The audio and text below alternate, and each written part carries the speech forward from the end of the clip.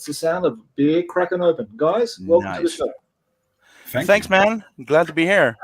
Cheers, guys. I know it's a very sort of unusual time, but we're having the not the Saturday Wight Live or the Sunday Wight Live, but this is a Friday Wight Live. So hopefully we'll have some people in the comments. You guys can also check the comments too as they come through on your dashboard there in the very top right-hand side. It's got comments, and you'll see those coming through live as we're now live on YouTube. And with any luck, someone will come in and say hello. There's one watcher so far, but it was kind of a late notice about you guys coming on Friday, but you guys took Friday off. Is that right? Yeah. Yeah, I got my Friday off. Yeah. Is it a national holiday, or is it just like you? I just took the Friday off because of Final Fantasy VII Origins. I say Final Fantasy Day, Final Fantasy Friday. Cool, yeah. Yeah. I took Friday off to spend time with my children. So yes, I do intend on painting all day and drinking coffee. Oh, good, mate. That's coffee. For the people out there who don't know who you are, let's have some introductions from the Old World Lives. Jimmy, you want to go first, mate? Yeah, I can go first. So, hi everyone. I'm Jimmy, part of the Old World crew. I'm from Sweden. I like old and new games. So I'm like a grognard and a new game enjoyer. Playing games all the way back to 4th edition fantasy and dabbling in 2nd edition 40k. My main armies are like greenskins and chaos. Awesome. Yeah. Awesome. Krell. Yeah, well, first off, Jimmy is barely from Sweden. He's from Gävle, which is a university town. And if you're aware of the deeper implications therein, I'll drink to that. I'll drink to that. Jimmy is also the youngest person on the podcast. If you see us making comments about that, yes, you are. No, that's Nicholas. Yeah, well, okay, you're the youngest person present. Nicholas can't even get up with this. Don't you jump on baby Nicholas. He did nothing wrong. My name is Krell. Actually, I guess Christopher. I am another part, the long absent part of the Old World Lives podcast. I've played fantasy since, I guess, 01. My main armies are undead in all the shapes. So basically vampire counts as well as Tomb Kings and amazing, like giant Pope hat version of Nagash from way back in the 3rd ed fantasy. I also play, as of currently, a lot of the old Imperial Armor games. So like the Siege of Rax, the Bata Wars, we've got an ongoing campaign. And I tend to dabble a bit in Warhammer Fantasy as well as 40k. I live in Stockholm, the glorious capital of Sweden, and we are very proud to have this place, even when Gävle is a part of the union for some reason. I also play like video games a lot, I guess, but I sort of mentally checked out of video games, unfortunately, around 2015. So if you want to ask anything about video games around, I guess, 1991 up to 2002, preferably if anybody wants to ask anything about the Suikoden game series, I am down because that is my favorite game series. And Metal Gear. Thank you for having me on, Josh. I do hope you don't regret it too badly. Not at all, guys. I'm a huge fan of your podcast, as you know. I've been listening since the first episode when I found you guys. Now, I never played a game of 6th edition in my life, but it doesn't matter. Your content is always really fun, and you guys have a lot of fun talking about the old world in whatever format or shape or thing or whatever. You reviewed different books. I think you had to go at the undead. I think Krell. I think you had to go at you sort of bring. You talk about the factions, and you sort of go through maybe like 4th edition book all the way up to like current 6th edition or 8th edition or whatever. So it spans different ages and different eras. So yeah, I've always enjoyed listening to you guys chat about that. You all have different aspects. Like I know Jimmy's a really good painter and modeler. He comes in that sort of, that kind of set. And Krell, I think you're a bit of a lore master, right? You got a lot of stuff in your head there about Warhammer. Yeah, I got a lot of stuff in there, and like I think I referred previously to the fourth Ed Undead book as the Magical Adventures of Nagash, and occasionally some other undead, because it's basically like 55 pages of Nagash, and then they like squeeze in some rules about mummies and stuff, which I love. Yeah, I tend to go deeply into the lore and like bore everyone else on the podcast and going like, well, actually, the deeper historical connotations about the Bronze Age wipeout would be and the Tomb Kings. So actually, the answer to what was the Sea People would be Cetra. And Jimmy sort of fades out and nods because he knows all of this. And Chris has to like bear with me. and Niklas knows all about the games, and Morten has a cheerful attitude, and occasionally I'm there as well. I like reading and talking weirdly. It's what I do. Yeah, that's good. You do it very well, mate. Because it's not just you guys. You have another at least 3 more guys that are part of the Old Lives group, aren't you? Yeah. There's a lot of Christophs, I think. A multitude. Yeah. Multitudes of Christophs. And Nicholas, he's the Kislev man, yeah? Yeah. Yes. Right. And there's another gentleman who always laughs a lot. I don't know what his name is. I can't remember, but he sort of joins in every now and again and sort of Morten. somehow. Yeah. That should be Morten. Yeah. Morten, the newcomer.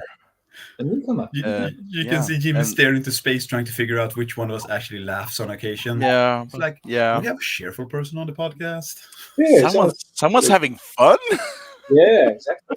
Yeah. I mean, this is bloody serious. He hasn't been around the detrimental effects of me basically deep diving into every Gottfried and Felix book in real time. But yeah, for anybody who check it out, please check out the show notes in this live stream because it's got a link to your podcast on Podbean, but it's basically available anywhere. So, you go to Spotify, Apple Podcasts, or whatever your preferred, streaming platform is. You'll find The Old World Lives, and I definitely want to get people to check it out. So guys, I thought I'd bring you on because I know I had Jimmy on as a guest on the Crown of Command podcast before, and twice actually. One talking about Mordenheim, and I think the previous one many years ago was just talking about Jimmy and the Old World Lives. But this time, Krell, the first time, mate, we've got to get you on. Amazing. Thanks for having me on. And if you're wondering why we have such a weird time slot and why I haven't been on before, that is all on me. I am notoriously bad at responding on online communication. Well, it's just just trying to get you to reply to my messenger. It's just like going 6 months. Holy Krell, you're going to answer my message? Check. Just mate. Because I was going to get you on Undead, and I thought that would be perfect just talking about Undead. Just trying to get this time set. I was like, Krell, you decide the time because I have the Friday off. So just pick whatever. Everything works for me. But Jimmy, what works best for you? Like I said, you decide. Anything works. I'm either going to be up all night or getting up early so I can play as much games as I can. Hi, Nick. Well, Josh, you lived in Britain for a long time. You know what it's like having a politeness off. Like, what works for you? No. What works best for you? No, I don't want to be a bother. What works best for you? So I was like, Jimmy doesn't have kids, so maybe he likes to sleep, and maybe he has lunch. If he's gonna play Final Fantasy, I don't want to drag him out of this. It's like, dude, a time. You tell me a time, I'll be there. Oh, geez, 7 is that okay? I can do 6 or 8, and he's like. Fuck, man. Okay. So I'm like, hey, Josh, it's 7. Is that okay? Is this too short notice? So I can feel the exasperation of the internet. He's like, bro, yes. I'm from Gävle. I'm not going to be polite. If you ever want to have a laugh, Josh, you should ask him what he does to the small ketchup cups you can get from the fast food restaurants. Oh, okay. What do you do? What's that? I mean, we the small paper cups, we open them up so they're like a small plate, so you get more ketchup on them. Oh, right. Yeah. If you're in the chat and this is done anywhere, if this is accepted as in a dining culture anywhere on the it's not. I mean, we're wild people here. We're the Norskins to you guys. Josh, it's we live in a constant fear as to what will happen if we give Jimmy cutlery and a nice plate. Is he just gonna shatter the plate with his massive fist and then use the corners of the shattered plate to cut up a piece of chicken? We have no idea. Jimmy comes over and is like, "Oh, it's so nice of you to give me the sippy plastic cups." We're like, "Well, it's because you're young." No, we're just afraid what he's gonna do with an actual piece of glass. I live in a checks out. This is exactly what the podcast is like. So that's why. Yeah. You're gonna listen to all of this. You should go and check it out. Except now you have to wrangle us instead of poor Chris, and you can't edit us.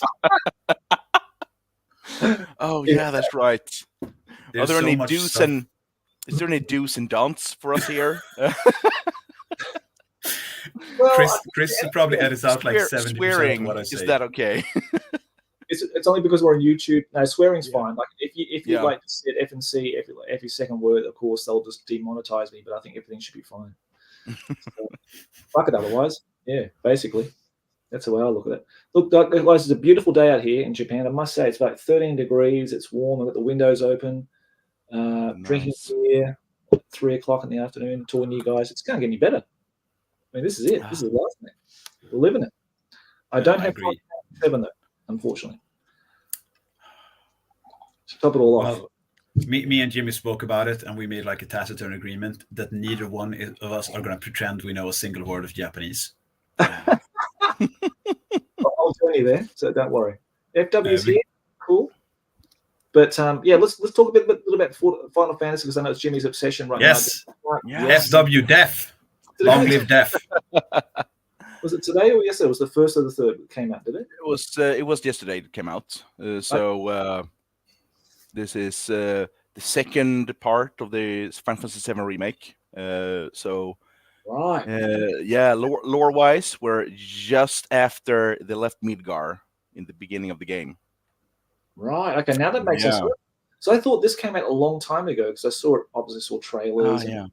The first part came out like 4 years ago, I believe, during 2020, and this second part came out, like I said, yesterday. And I don't know how far this part is gonna span through the game, but I know that at least the golden saucer date is going to be in the game, and I'm trying to get Barrett on a date in the game. So I'm going to be mean to everyone else but Barrett. I just want to tell you, as somebody who played Final Fantasy VII a lot, Yuffie is the only date where you get a kiss. I just want to throw that out there, Jimmy. I know that you youths are all into what you call the e-fattery, and like the digital girl, the Vocaloid crowd. So, like, I just want to say the ninja gives you a kiss on the cheek. You made it, mate. You made it then. But Final Fantasy VII, I played that. Yeah. I'll tell you that Final Fantasy VII. I got that when at a video store. Now, this is back in, this is a long, long time ago. This is going back over 20 years ago. Mm-hmm. During the PlayStation 1 era, because it was a PlayStation 1, right? So I got it from the video store, rented it out, took it home, because at that stage I had played, I think, Final Fantasy VIII. That was my first game I played of Final Fantasy. Same for me, actually. 8 was my first. 8 was the first that I bought myself, played, and then the guys at school was like, "Yeah, you gotta play Final Fantasy VII. It's so good." And I was like, "I'm gonna give it a try," and man, I loved it. My actually 3 favorite games, apart from Final Fantasy VI on the Super Nintendo, is Final Fantasy VII and especially Final Fantasy IX. That was the peak Final Fantasy for me. Right. Okay. Yeah. So yeah, is it? Yeah. Disdain. Maybe I think what I did was, I think that's what it was. I got Final Fantasy VII as a rental, took it home, put it into my PS1, started it up, and then realized, what the hell is this game? I just figured out how to play it. It was so unconventional for me. Like, I just couldn't understand how to play it. But there was obviously a booklet, because in those days, in those cassettes, you got like a with it, so you can like a manual. With the backstory, how to play, and everything. You never got a tutorial in the game before. Nowadays, it's all tutorials. All tutorials. That's right. So I think stage it's like, no, I can't play this game. I don't understand it. So I put it back into the case, brought it back to the shop, and then I think after that, I bought Final Fantasy, took it home, started playing it, and it was just like, I don't know, maybe it just flowed better, or it just gave you more examples of how to play it or whatever. But that is probably one of the best games I've ever played, Final Fantasy VIII. It's amazing. Have you played that, Krell, Final Fantasy VIII? Yeah. This is sort of where I zone off, and I try to not remember everything I did as a teenager, because like the amount of shame and like the waves of regret that hits me simultaneously will make me age in real time. You know, like at the end of Indiana Jones. Thank you, Matthias. My shame should fill you with approval. Like, I'm gonna age like the bad guys in Indiana Jones. Just all the skin is gonna slough off my face, and I become a skeleton. Like I said, like I say like a lot here. I played a lot of role-playing games back in the days. So I think Final Fantasy VII, I went home to my friend Martin, and he was a year younger than me, but his dad was like, everybody had this friend where the dad was a mega computer buff or like a video game nerd, and like all the kids liked him. So I went over and like, I think I played 2 or 3 hours consecutively. We're gonna have a play date. And his mom came in several times and pointed out how the weather was nice. And it was an amazing day. And if she had been a young child, she would have definitely not wanted to waste her away indoors. And then his dad came in and was like, "You all right?" We're like, "We're playing Final Fantasy VII. Cloud has a sword." He's like, "He damn well does. I'm going to take your mom out for a while so she gets out of your hair. You guys have fun." And, classic great dad. Like, he'd sit in the background and roll his own cigarettes. Just look at us, be like, "You want to use the lightning material here, son?" That's great. And then he'd just walk away and like work on a computer. No, it was great. So like, I think I played 2 or 3 hours, and we had a deal because Martin had played the game so much. So I played the game, and whenever there's a boss, I just handed control to him, and I beat the shit out of the giant robot scorpion, or like the flying boss, or like a man being a motorcycle. So I borrowed the game and brought it home, and then I got it on my own. I think actually I got Final Fantasy VII, got almost to the end, and this is something I do to this day. I think some other people do it. Like you hold off the end of a book or the end of a video game because you don't quite want the journey to end just yet. So I think I got all the way to the end, and I got Knights of the Round, which is like basically the you win button. And then I took that game and I returned it to Martin because he was going to go on vacation, and just as I was going to the final 11 in Northern Crater, the disc skipped. So like my entire TV froze up. And like I was in tears, and my mom was like, "What's going on?" And I'm like, Martin has to answer for this. So I called him as they were literally packing the car, going on a car vacation, and I was just crying. And his dad was like, "What's going on? What's going on?" And I explained. He's like, "Oh yeah, see, the game skipped. Did you save recently?" And like I think the waves of sadness just oscillated. No. So to replay like 5.5 hours, and then I put it away. Then I put it away, and I played like Suikoden. I think I played Wild Arms, a bunch of like PS1. And this was in the unregulated days of the internet. So the legality of this has long since been prescribed. But I used to download like the SNES emulators and NES emulators. So me and my friends could play like Final Fantasy 1 and Final Fantasy like 2, which was never released in Europe or free with the Onion Boys, for those of you who were there. So like I could play every Final Fantasy and Chrono Trigger and like Legend of Mana and Gaia, this stuff. Because in Sweden back in the 90s, 80s, if you were going to get like a new SNES game, they priced them depending actually on availability and regard. So Final Fantasy 3 cost, and I'm not kidding, way back in the 90s, it cost 70 euros. Wow. And you could only get it like in the major commercial centers because they put it in like a protective plastic box in a large glass cubby just by the registries. So you could like watch it and just yearn after it, like some forbidden monolith of hidden knowledge that you could gaze upon. And it was same with like Chrono Trigger. So I guess if I adjusted for inflation, it would be like 3,000 kroners price today. So I played like all of the games, and then I finished them. And I played Final Fantasy 7, and then I was a teenager, so I played 8 and 9. And I think I was way back those days, I was one of the few people that actually really, really enjoyed Final Fantasy 8 because it was such a novel-breaking trend, because Final Fantasy 7 is like science fiction with some fantasy, and Final Fantasy 8 went full science fiction, and I really liked it. The fashion it was a nice mix. It is a nice mix, but like I think since Final Fantasy 7 was such a like a cross-cultural phenomenon, because everybody loved it. Yeah, it was nice. Although I mean, Final Fantasy 7 is also, I mean, we had the futuristic part, but it's more grimdark. While 8 is very futuristic. It's nice. It's clean. Technology isn't rare. I mean, it's we have a flying fucking school. Yeah, but I think with 8 also, it works when you're younger because you can take it at face value and have a lot of fun with it. The mechanics are good. However, there's also a lot of adult stuff in there. They discuss like childhood trauma, being withdrawn. I guess it's a bit from going like Super Robot straight into Neon Genesis Evangelion. Yes, there's cool stuff in there, but there's also some like dark stuff. Because they discuss like the nature of loneliness, the inability to properly like make bonds with one another. Final Fantasy 8 is great. And like I played video games for most of my time until I got back into sports. So like even when I did my army service, I knew this guy, so I could import like Japanese and American role-playing games for the PS2.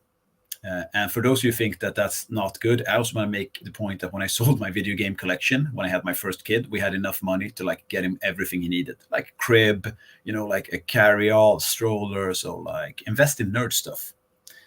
Give nerds a chance. Sometimes we make decent fiscal decisions. Not often. Yeah. Which I believe ties into the fact that in the podcast we've made like our own currency. We call it the High Elf Battalion Gold Standard. Oh yeah. Because when we started podcast, me and Niklas met up at like a different sort of gaming event, and we went to like a store that sold fantasy. And I was just thinking about this the other day. When me and Jimmy and Niklas and Chris got started back then, 2015, 2014, they sold like fantasy minis and like epic stuff. I got epic stuff by the kilo. Like they took like one of those pick and mix like scooper and just dug out epic, like miniature plates and like vehicles. Hey Phil. Hey Nate. And like you just bought it by the pound because nobody wanted any specialist games way back then. And that's like 8 years ago. Same thing with fantasy. Like you could get fantasy medals off the sheep because Age of Sigmar was around. There was no info about Warhammer Fantasy Battles. So like we got those. And the High Elf Battalion Gold Standard has gone down a bit right now. I will not go against it. However, the sheer plummet of the Bretonian army box deal investments, well, that is an issue. It's a cause for concern. For sure. Sorry, I feel like I've gone on. I tend to go on these rambly tangents. So Josh, it's fine. That's what this whole thing's about, mate. Yeah. Like, and so I could have. Final Fantasy. I'm gonna refill. Yeah, you refill, mate. You just drink away. So what I think the best thing about Final Fantasy, the old games were, and I think you'll probably agree with me here, you had like a world map, and your character would then just walk around the world, and you could encounter and explore different things. And I thought that was one of the best things about it, and I really disliked it when they moved away from that, because it just brought this entire world that you could walk around in, and you could find like certain caves where you would find. I think there's one in Final Fantasy VIII where I walked in. I'll never forget it. When you walk into this big fire cave, and there's this one of those summoning. The Guardian Forces. Yeah, Guardian GFs. You found a weird GF in a cave, huh? Yeah. I'm sort of forgetting about all those terms in it because I haven't played it for such a long time. But actually played FF8 like last year. It was nice to replay it. Yeah. Yeah. Well, they've got like HD versions now on PS Store as well. You can actually download. You can download them at least. Yeah, like the HD remasters of them. Yeah. Final Fantasy 12. The H12. Oh, which was that's that? the MMO. That's the MMO. Oh yeah. Jimmy, that's Jimmy, let me remind you. MMO. Let me remind you, Jimmy. I'm Vash von Rosenberg. Yeah. I'm Vash von Rosenberg. I'm Vash von Rosenberg. It's not the MMO. It was made like the MMO but offline. Yeah. So it was a standalone, and it was brilliant. I thought it was fantastic. The combat system was really good. It's all real time. Yeah, it's all real time from what I can remember. But you still had like an initiative order, like your characters would attack in a certain order, and the enemies would do the same. And then you would set your commands, and then everything would just go in real time. And I think it was a perfect combat system. I think that's a really good one. And you had all these lines sort of joining to your main from your leader to the other guys or something like that. I remember that. But I got to the very end and got up to this big airship. You go up to the airship, which is basically if you go beyond this point, you can't go back. So I got into the airship and then basically got my ass kicked big time by all the enemies. And I just thought, I just gave up. I just couldn't do it, unfortunately, which is a real, real shame. I couldn't finish it. But that was a really nice game too. Yeah, great style. The guy who designs, like some guy in Japan who does all the drawings for Final Fantasy is just like a genius. His illustrations are just beautiful. So, yeah, I know that guy because damn Nate Miniature. Yeah, there was a lot of sources that you could get a lot of those stuff for cheap when Age of Sigmar came out because people like me sold their collections as well. I think it's Yoshiko, the dude who does the drawings for Final Fantasy, also did the drawings for Vampire Hunter D. Well of like a lot of like 1980s anime. He is a genius. Like him and Nobu Uematsu, who made the sounds, like all the music for Final Fantasy and like Chrono Trigger. They're like an integral part of my childhood. And you're right. There's something like visceral, right? Something visceral about the sense of adventure, because you do like the initial whatever game, and then a Final Fantasy 9, you leave the big city. A Final Fantasy 8, you just get to go to the GF cave to find Ifrit. And you're a small character on a big map, and adventure's just starting. And I think everybody can relate to that. When they made the first Zelda, they said the reason they made it the way it is, that you just basically start out, they want to capture that feeling of an adventure you had as a kid, right? Because you're small and it's a big world, but you find it alluring, and there's something like tantalizing out there. There's a lot of adventure, and you can travel. And sometimes, yes, you go into an over-leveled area and you get your ass kicked by mid-schoolers, sure. But mainly there's adventures.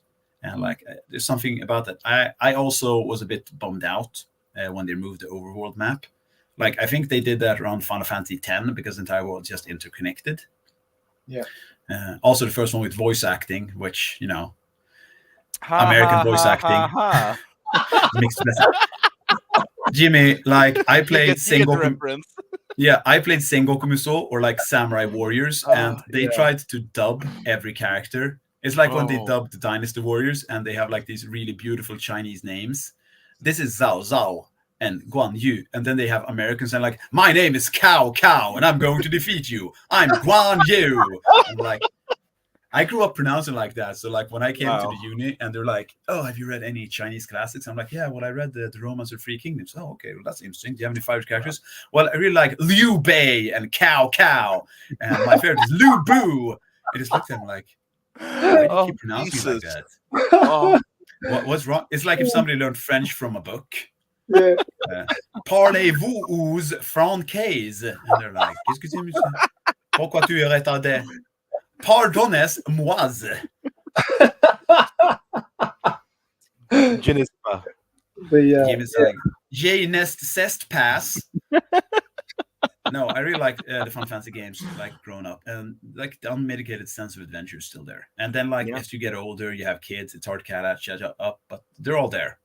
I think also, Jimmy, for Final Fantasy VII, they said there's going to be like 3 games. So I think your assumption that they're going to end around the City of the Ancients feel fair. But also, they're mixing up the story a lot now, Josh, to make sure that old timers that you and me, and not just kids like Jimmy play it, they're changing the story. No. They're not changing it. They're adding to it. That's the thing. Oh my god.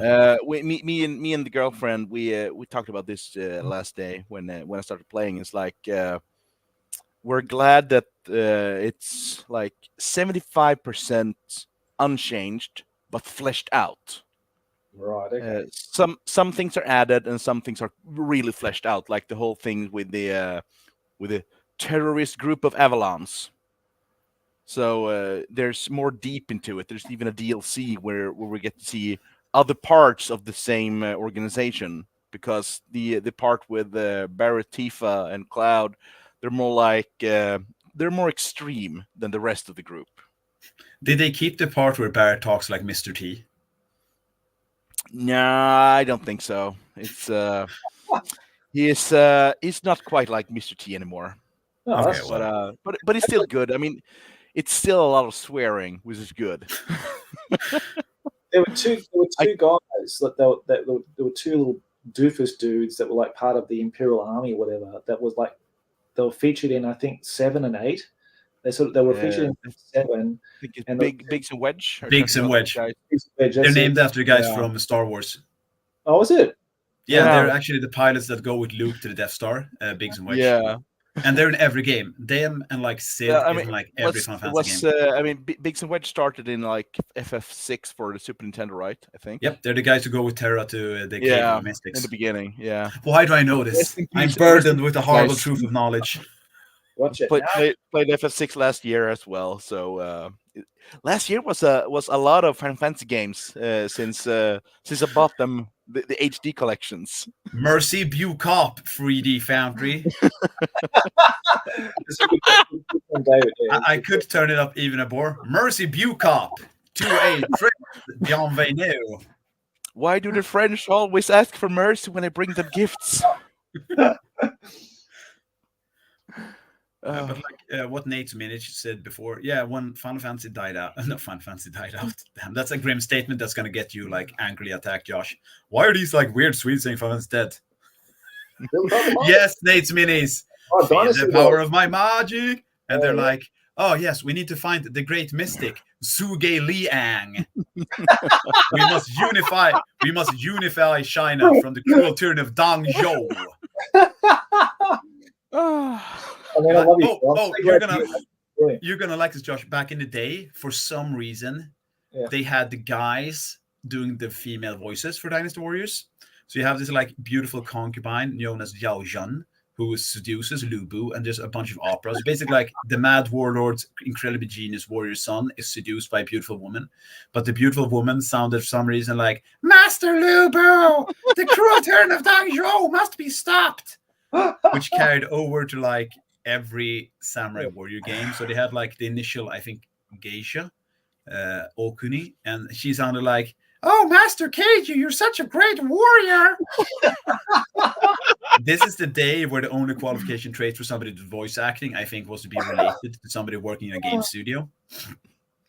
Like voice acting, the guys who did the this is the Iron Chef. I don't know. It aired in Australia, and basically it was a Japanese TV show. It was a classic type of TV show where three chefs from around the world, like a French chef, a Chinese chef, Japanese chef, would battle in this arena, in this kitchen, with a secret ingredient, and then they would have this American overdub of all the voices, which were just brilliant. I mean, they were just classic. I mean, you just couldn't. They were so funny. They were so stereotypical, but they were just lovely. It just gave this show such enormous charm. Even though the things they're making and cooking were absolutely vile and disgusting, I wouldn't eat it. I wouldn't let my dog eat it. But the stuff that the voiceovers was so funny. So they did that for like Takeshi's Castle too, right? Yes, I think so too. Yeah, because I remember when I got older, I saw, because for those, hey Johnny Watson Gaming.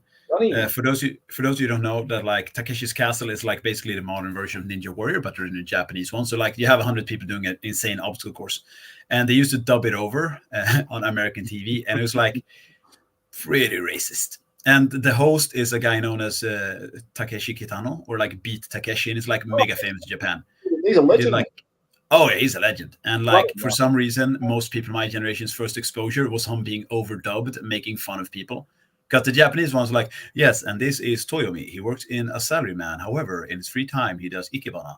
And the American was like, this is Tommy. He wears a diaper as an adult. And he just put like wacky sound effects over him when he tries to like jump over an obstacle. Moing! Well, Tommy can go home to the adult store now. So like dubbing is a mixed bag. But like when Nick said, something we realized when we did the podcast was that like the day fantasy died, or however you want to say that, when they released Age of Sigmar, the day that we owned fantasy. Yeah, we reclaimed it. Like there was a lot of groups around Sweden just sitting around in like basements or like groups, and they kept playing. And we quickly realized that what we just needed to do was make sure people got in contact with one another, because there were so many people back then who didn't sell their armies. So just kept like having them in basements, or just looking at them, or like when Bilbo brings out the one ring, he just looks at it and his strokes is like, I guess in this case, a Skaven Doom wheel, and he puts it back. And like his wife comes in, and is like, I think you've had those Skaven for a bit too long. No, I don't. You want me to give them up? Being married to Gandalf in this scenario is the dream. He is a Maiar after all. I want you all to notice that my pronunciation of Sindarin, the made-up fictional language Tolkien did, is way better than French, which is also a made-up language. However, so like we just make sure people got in contact and talked to one another, and we've had so much feedback. And like Josh, thanks for being a fan and listening. Your support actually means a lot, because initially we were like, so who's going to listen? And I was like, I think my mom is going to listen maybe, because she says I'm very good and she's very impressed, and she's going to tell people at her job. And you're like, yeah, cool. My girlfriend's not going to listen because she says she hears enough of my fucking voice. Yes, good. And Nicholas like, I'm never going to listen to this ever because I hate the sound of my voice. And I'm like, oh, but also I hate the sound of Krell's voice even more. Yes, but we all know that Nicholas secretly listens to every episode because he loves his own voice. He loves it. Yeah, like Nate's Mini, I did the same thing. Since I couldn't get the good old bobblehead skeletons, I think I got like a tremendous amount of just like diverse undead for my like vampire count army. And I got a lot of the old vampire counts metal minis, which is good because I don't think GW is going to re-release them anytime soon. And I know way back when we interviewed Thomas Piernan, he said his favorite like release for the Vampire Count book was the Blood Dragons, and they're all very well interested. They're inspired by like the Francis Ford Coppola Dracula movie, and like the Blood Dragons on steeds or on foot are just amazing sculpts. I'm lucky because I have like one of every bloodline. Still haven't painted up those Lamias. They're up there somewhere. I can't paint them in front of the family. It's like, you know what I'm about, Josh. You can't paint like 4th edition Slaanesh in front of somebody you have to look in the eye and have dinner with. My wife came in one day and like, why are you painting memories on that snake? I'm like, oh, you see, it's a snake warrior. She's like, no, I don't care about the lore. Stop talking. Why are you putting so much care into painting the memories? Well, it's a snake warrior. He has to look cool next to like the skeleton warrior and like the troll warriors. Like, no, like, you don't understand. I'm asking, why is this my life now? Why am I married to a man who puts this much care into painting snake memories? And I'm like, well, you should excel in whatever you do. She's like, I guess I'm mainly asking myself why this is my life now. And she just walked out. And she's very supportive overall. The most sensible, wise thing your wife ever did, mate. Just walk out. But leave him alone. I was going to buy the new list whole world boxes after just look at the prices we got into Australia. There is just no way. Yeah, Australia gets really shafted, mate, with fucking GW prices. You know, and deliveries. You get stuff like later and damage. Yeah. I know a guy who got like one of the Forge World Black books for like Warhammer Horse Heresy, and it had like a huge gash on the end. It looked like somebody had a box cut over it. And like in Sweden, if you go to GW, like, hello, my thing was injured, they're like, if you're the youngest child in a family, oh, my dear thing, come here. I'll give you a new one, and I'll give you an extra one just because. In Australia, it's like being the oldest kid in a family. Like, Mama, my book was damaged. Did I ask you if I give a shit? You got the book, didn't you? You got the book. And they're like, here's 15 Australian dollars back. But it cost me 500 Australian dollars. Did I stutter? And it's sweet. I don't know, Jimmy, like, I've had only positive experiences with like GW customer support. Yeah. Once I was like, Same. excuse me, my Escher upgrade kit was slightly open, so I think one of the head with the feathers is missing in transport. And I promise I did get it. And they're like, say no more. We'll send you a replacement. And I got an entire new box. Yeah, same. This was for Forgeworld, actually. I bought some Phoenix Terminators for Horse Heresy for the Emperor's Children Army.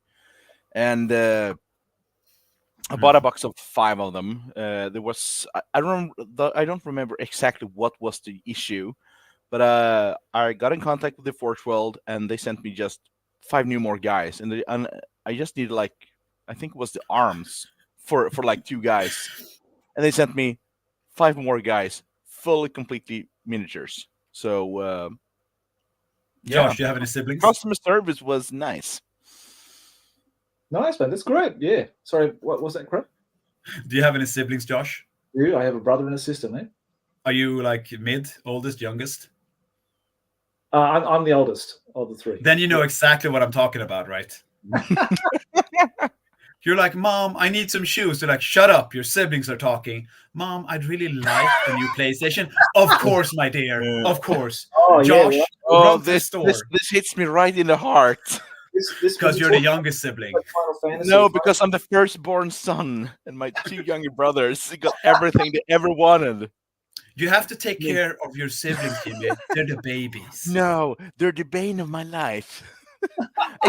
except for the middle bro, because he's all into joining me for games whenever. But it was like me, my mother and father, they loved cars and rally when I was young. And I got like no interest in cars whatsoever. As soon as I started playing on my NES, my life had set the path for me. So video games it was. And my younger brother, he was all into rally and cars and everything. So he got all the fucking attention, and all the expenses was paid for him. I can totally see him getting a car. Yeah, exactly. He did get a car. He was into sports, so they paid everything he needed for it. And it was like, yeah, he's the golden boy in the family, and I'm like the black sheep because I'm the nerd. Jimmy, you just let us, mate. Just tell us everything about it. Okay, we'll take on your burden and your pass aggressors against your younger brother. I think I Let need it a out. couple more Let it of out. these. I think so, mate. This Pour out, mate. This is what I need. Yeah, That's what we call Swedish therapy, Yeah. Josh. Yeah, Swedish therapy. Just drink until the void in your heart is filled. Yeah. But like, I got a question. I've been meaning to ask, Josh, like, you obviously live in Japan. Like, is there a fantasy community over there? Yeah, I'm part of it, mate. I'm part of the fantasy community. I'm the madman in Japan, mate. Starting all this shit up here, playing 5th edition. Who would have thought playing 5th edition? You know, like Yeah. Who'd have thought? So remember that game was released in like 1995? Yeah. Well, Are you talking about the game or Jimmy? Yeah. So yeah, we got. I was born in the 80s. Yeah, of course you were. 1990. Ignore him. He wasn't there when Thundercats was released. That's true. That's true. We're playing a lot of Warhammer Renaissance here. You know Warhammer Renaissance? Yeah, I know about it. Danish brethren, just across the border. You know Warhammer Renaissance? Krell, you know Warhammer Renaissance? I know what Warhammer Renaissance is. It's good despite being Danish in origin. Yeah, right, exactly. Never say it in the face of the Danes. Never say it in the face of the Danes. He doesn't say it. Only no. I'll never forget that poor bastard, that Balder, the guy who wrote those rules. Yeah. First had him on the podcast. I probably had a few drinks already or whatever. I said, "So, Balder, are you from are you from Sweden?" No. I said, "Oh, sorry. Are you from Finland?" No, I'm from Denmark. Okay, sorry. I actually had to edit that first bit out because I feel like such a dick getting both nationalities. I don't know, Krell. What do we call bottenskrap in English? Danes. Jimmy basically said, "What do we call pond scum in English?" And I said, "Danes." Josh, you have to understand, we feel about the Danish like the British do about the French. Yes, there's a lot of history there. However, nuance is important. The history mainly contains us trying to murder each other for the better part of 558 years. We stopped when the Germans actually kicked the Danes' ass so hard that even Sweden was like, damn, that's kind of brutal. I mean, and I'm not talking about World War II. I'm talking about the Danish-Prussian War. If you ever want to have a laugh, look up the Danish-Prussian War. So now, Matthias, he's a good Swedish friend of mine and also a patron. Thank you, mate, for joining us. I will look out for the made-to-order part. The stuff announced for Goblins is promising. Yes, we've got the Giant, Lord of Giant, the Wyvern. We're going to look at Jimmy's Wyvern later as to what he's doing with his modeling project on that, which is awesome. So, yeah, that's probably the most exciting thing about the community, about this new old world, is that a lot of the old miniatures coming back, even Snotlings. Bloody hell. Even Snotlings. They're finally coming back, and I think decent prices on Snotlings. That's like unheard of. Yeah, mate. Yeah. Yeah. It took me like years. I thought I was never going to get that Snotling, right? And my old good mate Adrian down in Australia, he said, "Look, you've got all these Orc bikes, Rogue Trader bikes without auto guns. I'll take those and I'll swap you like a ton of Snotlings." So it was only because of that trade I actually got Snotlings, because getting Snotlings is so difficult. You know what I mean? Yeah, it is. So bloody hard. So I was so lucky to get those. So I'm really happy people can get Snotlings, access to those. They can get access to a lot of the other old classic lead, especially from Marauder miniatures like the Marauder Giant. It's probably the most famous, if not most loved giant of all giants ever made from Games Workshop, Citadel, and Marauder. So I mean, they're also releasing the Marauder Orc Shaman on a Wyvern. Oh yeah. And finally, it's in pure white metal, so no lead in it, so it won't bend. That's right, because mine's like a droopy dick, like the head just falls down. You know what I mean? So like I know. Like perfect, you know what I mean? So I was even like thinking about selling mine, which mine is quite unique because I got Kev Adams. I sent the writer, the Shaman, to Kev Adams to sculpt. Like I basically cut his head, and he sculpted the Kev Adams head on it, like in his style. Whoa. Yeah. And then I dropped it, broke it. Actually, I had my Wyvern here. Oh, cool. The only thing converted is the wings. Okay, because my wings broke off when I was about to assemble it. and I wasn't into fixing the weedy wings, so I gave it bigger wings. Nice, man. Okay, More let's modern. share that now, because now that Yeah. you brought it's a really good chance to share it. So let's do that. If I can coordinate this correctly. Before we do that, can I tell a story, Josh? Oh, wait, yeah. Don't you always tell stories, Krell? Always little stories. Feel like an old man hooded in darkness in like basically some rough-hewn scroll by the fireplace. I have a story for you, young adventurer, of a time long forgotten. No, because like one of the recurring tropes we found when we had a podcast was that like people would send us stories, and like one of the recurring stories that everybody had in like different variations was like either they had like really fond memories of playing Warhammer Fantasy, or they met like a really good friend or a spouse playing their hobby. And like it's amazing how the hobby itself has gone from a fringe activity into being played by like Henry Cavill of all people. But one of the recurring stories we got, like a trope, is it always starts like this: I went to a thrift sale against my wish. So like they go to like a yard sale or like a rumble. Do you know what like a jumble sale is? It's like when everybody sells stuff from like schools because their kids moved out or whatever. Yeah. And like you usually get like back in the day, you could get like a Nintendo 8-bit for like £5 or something, because the parents don't want to have that stuff around, or they sell like original Transformers stuff for like pennies on the dollar because nobody knew what it was worth and the internet wasn't around. And one of the stories we always had that like we kept hearing and we all wanted to be part of was basically I went to a yard sale and they bought like a bag of Old Hammer for like pennies on the dollar. And actually, a couple of years ago, my kid would have been 6, so it's 2 years. He had been to kickboxing, and we went to eat Subway because he loves Subway. I just want to throw that in. If anybody wants who eats Subway, my kid loves it. Probably because the bread is technically not allowed to be bread in France. It's called sugar. Fun story, actually. So, like, we went. It's not legally allowed to be bread. That's true. That's not the joke. So, like, we went to a yard sale that they have in the center of Stockholm every Sunday from way back in the 80s. So you can basically put out whatever you want for sale. And when I was younger, people used to just flog stolen goods there because there was no regulation. So we went there one day and we walked among the table and tried to explain to him, like, what's a yard sale and what's haggling.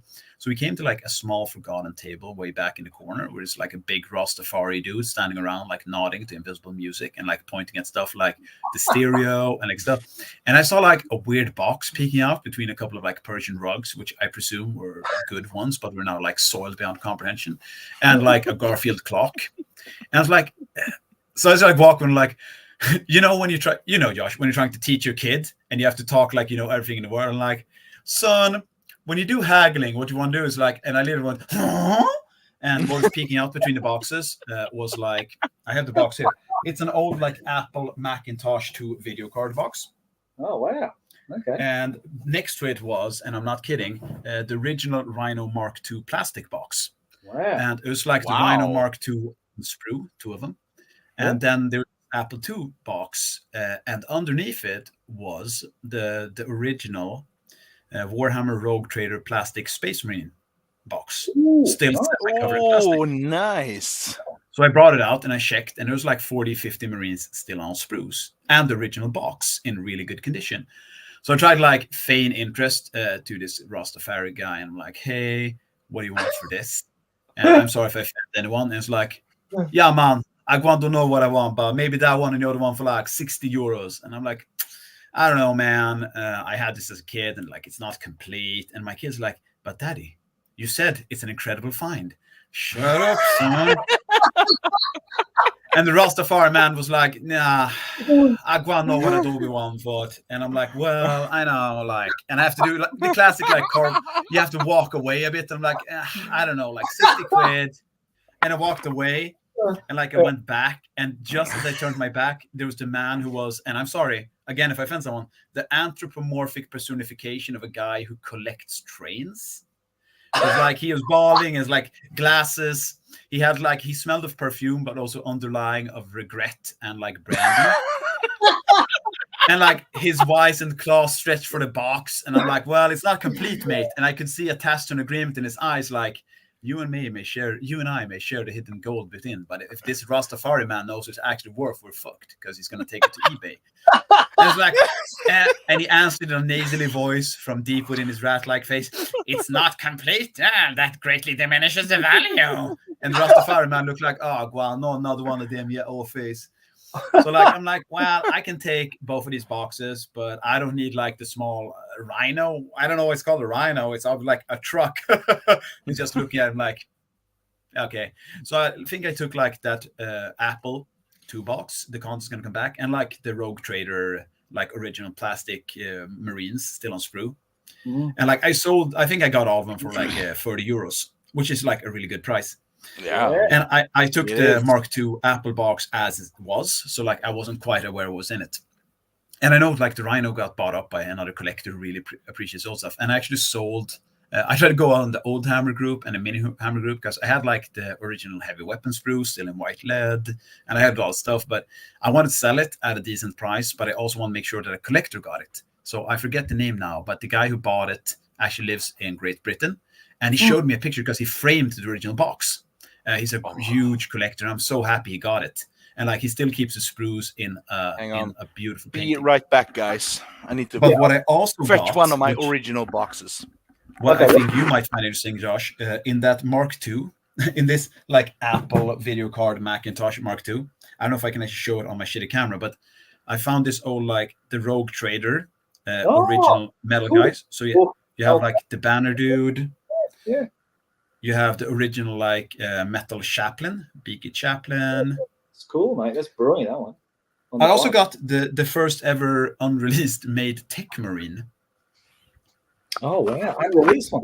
Gee, okay. And like I don't know, I think this is like the Mark II original knob in like heavy armor. He's like a Terminator knob. He has like a plasma pistol. Oh, yep. And I Cool. got so like I got these guys, and one day I'm gonna do like a Mark II army of them, because I think I have like 7 or 8 orcs in here in metal. Oh, nice. So that's the sort. If you have one of these stories and you're in the stream, or you know somebody has the stories, please write in, because usually the people who get these stories, like I made a tremendous find in a yard sale, they usually set it off. But sometimes you get it to like a collector who you know is going to appreciate it. Awesome. Sorry, So, I rambled again. Really great. Guys, I found 2 of my really old boxes. So I found my Imperial Space Marines. Oh, Yeah. Ooh. Yeah. It's a Wow. bit damaged. I got this baby full on sprue on the gaming convention GothCon, I think like 2012. Full box for like 300 Swedish kroner, I believe. Okay. Should be around $30 ish. Nice. And this box is in better condition. It's the Imperial Prince Ulthers, Imperial Dwarfs. I think I have like half the unit still somewhere in my bits box. I did convert the command group. Also here we guys go. Whoa. Yeah, they're amazing. Beautiful. Regiments of Renown. That's it, man. They even had these little stories, lore about the units on the backside of the box. It was amazing. Yeah. Rules, stats, and everything. So a lot of these guys I used up for a Mortem project, and I kind of want to get more of these guys for my existing orc. What I'm saying, the dwarf army. I'm a heathen now. I'm drunk.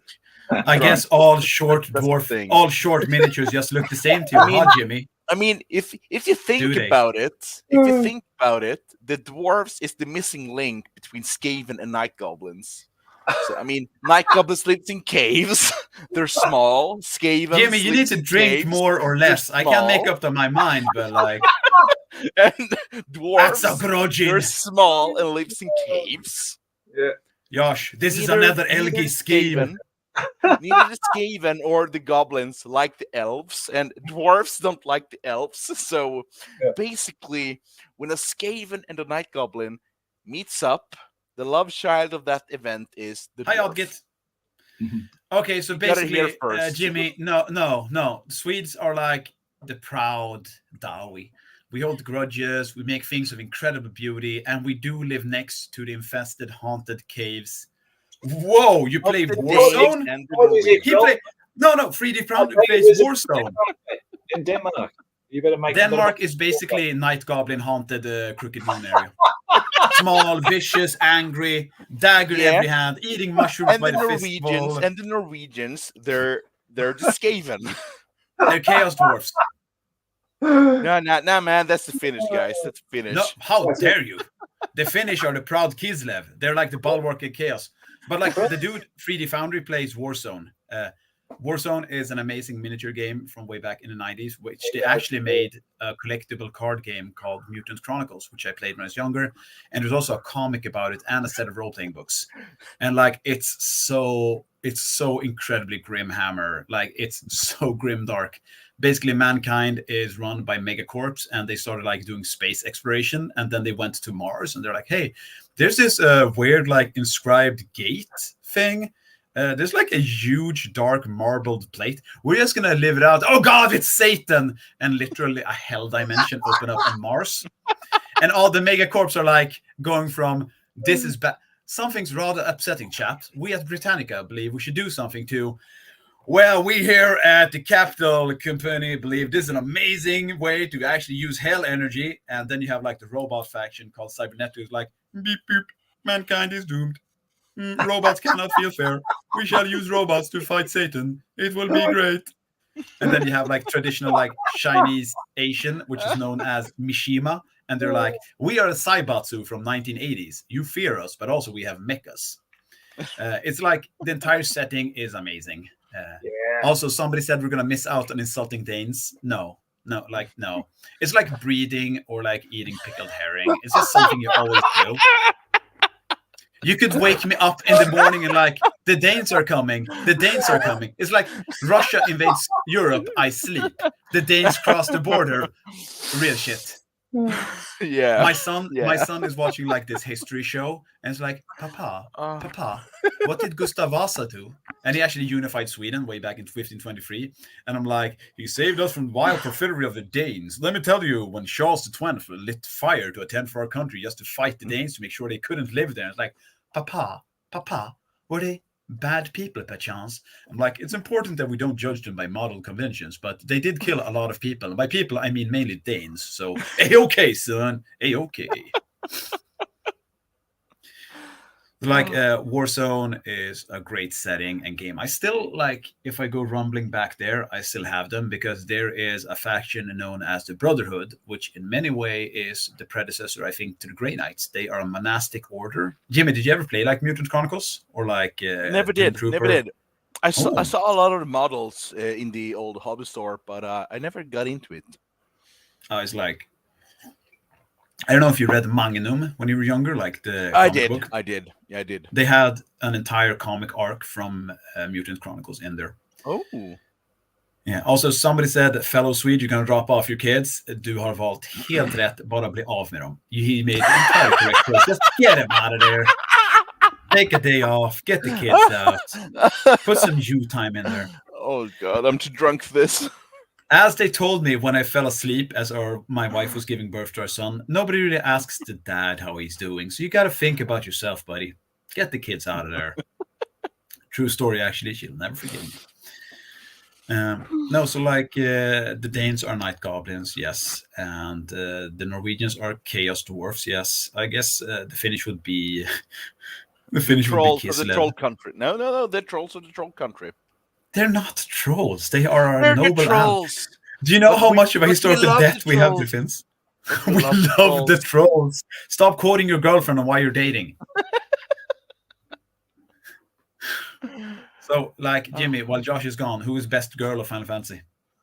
The best girl of, like, every Final Fantasy? No, just Final Fantasy 7. Okay, I'm going to say Yuffie. Is she like better in the remake, or like isn't she just like? I mean, she's just like annoying, and yeah, she's straight to the point. That's why she's the best girl. She's the best girl because she likes stealing stuff, but also she'll tell you she's gonna steal stuff. Yeah, I mean, she's honest. I mean, Tifa doesn't like. She has all these feelings boiling up inside her, and she never gives in to them. And Aerith is just like oblivious to everything happening. So Yuffie, she's the only true girl. To be She's a fair, real girl. Arif She's is real. repressing a lot of trauma. Yeah, she is. As soon as you're like a bit older, And, she's like, "Man, why is Arif so mean- nice? I was experimenting on as a child. My my childhood love disappeared after proposing to me. Everybody I And I know mean- are dying." I mean, everyone who has played the remake, they know how deep that hurt is in her, and she's still happy about it. Denmark is like more the mood. Yeah, I mean, maybe. Does he maybe. know about the secret hot pot project the Danish army is doing? He has seen like the Danish cavalry riding around on goats. Yeah, Kampen om Citadellet. Yeah, so like getting back in this, like the Swedish war game Warzone, they had like I've got to find the words to explain it. You know, when you were a kid and you got a board game from like some cool uncle, and the board game when you're 8 or 9, it was obviously way too complex for your 8-year-old brain to handle because you were high on like pixie sticks or all against Bila or whatever. And Kampen of Citadel is basically like you get a cool miniature. You have like 4 different ones. You have like the cool psychic monk and like the agile heroine. It's like Magic Quest, basically, like Hero Quest. And like you get a bunch of equipment, and then like the missions get harder and harder. So it's like a last man standing setup. But like the board game is amazing. It's like Magic Quest, but no, Hero Quest, but twice as many components. So you get like 40 different miniatures, and you get like 100 equipment cards. And it takes a long time to set up, but I played it 2 years ago, and it still holds up today. Really? Yeah. Good here. Never played it. Because like Hero Quest was released in Sweden, and maybe Jimmy can tell us more about it. It was called Talisman. Yeah, it was. So it says, as someone who played mutant role-playing game back in the days, Mutant Chronicles compares to what AOS did to Warhammer Fantasy Battle. So I dislike it on principle. The move was campy fun though. Yeah, because Mutant was the role-playing game, which was like you would have loved it, Josh. It was basically like, okay, so civilization is over, and sentient animals now run the world. However, they have the same issues as before. Roll to make a character, and like my first character was a 4-armed platypus with a scorpion's tail, who glowed in the dark. Because like when you make your character, you roll everything on a table. Yeah, it's super fun. It's super fun. Yeah. It's basically the realms of chaos and Pokemon merged together. Yeah, kinda. I like the description. Yeah. So when I played the old Mutant Chronicles, it was like around 2002, 2001, or I believe, because all of us who were into Mutant Chronicles, we were heavily into Warhammer Fantasy. So so all the characters were like kind of Warhammery. So we had like rat mutants. So roguelike. So Skaven assassins, so to say. Yeah. Quite fun to play. But I played Mutant in my friend's moldy yeah. basement. He said it was essential to get the feeling. So we played it as a moldy basement, which was an old bomb-out shelter. This checks out. We used an old ungdomsgård to play our youth center, like a rec center. Yeah. Like all these old sofas. Like you can smell the alcoholics who owned these previously. Brilliant. Yeah, but I mean, part of the fun in Mutant Chronicles was all the random tables, because you could roll up like when you find something, you can roll on tables. Yeah. And I know we found like 40k miniatures without they mentioning it was 40k miniatures. It's like they mention it's small figurines, and they like thoroughly explain what a space marine is without calling it a space marine. Right. But all the other things in the game is also fun, because I mean, when you find something, the game master needs to explain what it is without saying what it is. You find this, it's a box, and it lights up, and there's this disc which spins around inside it. It's a fucking microwave, guys. It's a fucking microwave. But there's this disc that spins around inside the box, and it lights up. As a It's a DM, microwave. you have a lot of fun about that because like Yeah. basically you have to treat the players like toddlers trying to not walk into Yeah. barbed wire. You see coils of a strange substance. You get the immediate impression that this might be dangerous. And it's always like what that one guy is like, I'm gonna roll into it. And I'm like, you wish to roll into the coils of what could be basically called razor-like wire. Yes. You're stuck in the razor-like wire and cannot move. You're bleeding. This is unfair. Why did the DM do that? Or like, I have to explain concrete. A strange, poor substance that seems to be still. And they're like, I'm going to eat it. I remember when our GM was explaining a portable home. It was a fucking van. It was so thorough. It's a portable van. Everyone was like, I can fit this in my pocket. No, it's a fucking van, guys. But that's a portable home.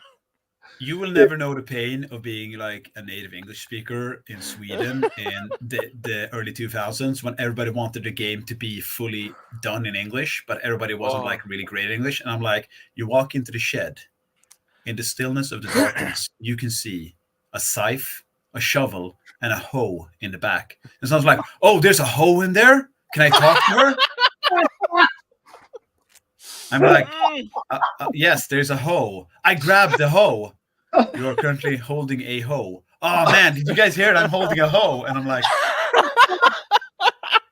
roll 2d6 for making a wit and intuition test. Yes, you now realize hoe is also the name of farming implement. Oh, is it? Okay, yeah. I mean, Mutant Chronicles gives me a lot of good memories. It's like if Josh heard the term bum rushed, and it's like, oh, I don't know about that. That seems right around pleasant. It sounds like a bad curry to me. Yeah. If we're really gonna go off the deep end, just really ask me about any White Wolf game made in the early 2000s. You're uncontrollable, Krell. You're uncontrollable, mate. You just go for it, mate. Go ahead. So back in the day, So like one of my first role-playing game experiences was the White Wolf Vampire the Masquerade. Because back in the day, like you didn't know anybody else from the goth or rock scene. You basically had to go into the center of Stockholm and find a dried-out fountain. I think I've said this story 12 times. And like you had to approach the people sitting around in trench coats and like hard rock t-shirts, because it was like finding an oasis in a desert or like a stillness in the rush of the crowd, because there were like hip hoppers everywhere and trans people and like reggaeton people, and then there's like a small clique of black-clad people in the middle of a sweltering summer of 35 degrees plus, just sitting around in black clothes trying to look cool in both essences of the world while like sweating profusely. This checks out. It does. Yeah, I have no idea how you found like rock, goth, or video game people in Gävle. I assume you just like grew up together from being young mushrooms to being fully fledged, like goblins. When I was a young lad of 13 years old, I went to Last Stockholm a couple of times. You know, the big city. The rushing lights confused him. I remember. Papa, the stairs move on themselves. I remember the highlights of 6th edition when I got to order my bits online and got to pick them up on Games Workshop store in Stockholm because I couldn't get them sent to me in Gävle. So I needed to go to Stockholm to pick the things up. We give them a lot of crap, but Games Workshop staff were really kind in teaching me how to use a fax, because that's how you ordered your spare parts. Oh, Jesus. Oh, don't remind me, man. Don't remind me. You had like a handwritten order, and my penmanship is really weak, which, as Josh can tell you, was basically a floggable offense in the 90s. Like they would like my teachers would always say like sort of meritorious flaw on my character, like I was born out of wedlock in the 1800s. So like, yes, young Krell's penmanship is rather lacking. And they said in the sort of scathing tones as if I was like, I don't know, I was born with a red right hand or like a tail. Yes, your penmanship is rather poor. And I'm like, but I speak 2 languages and I know a lot about history. And yet your penmanship leaves something to be desired. So like I went to Games Workshop. I bet you're right-handed and left-handed.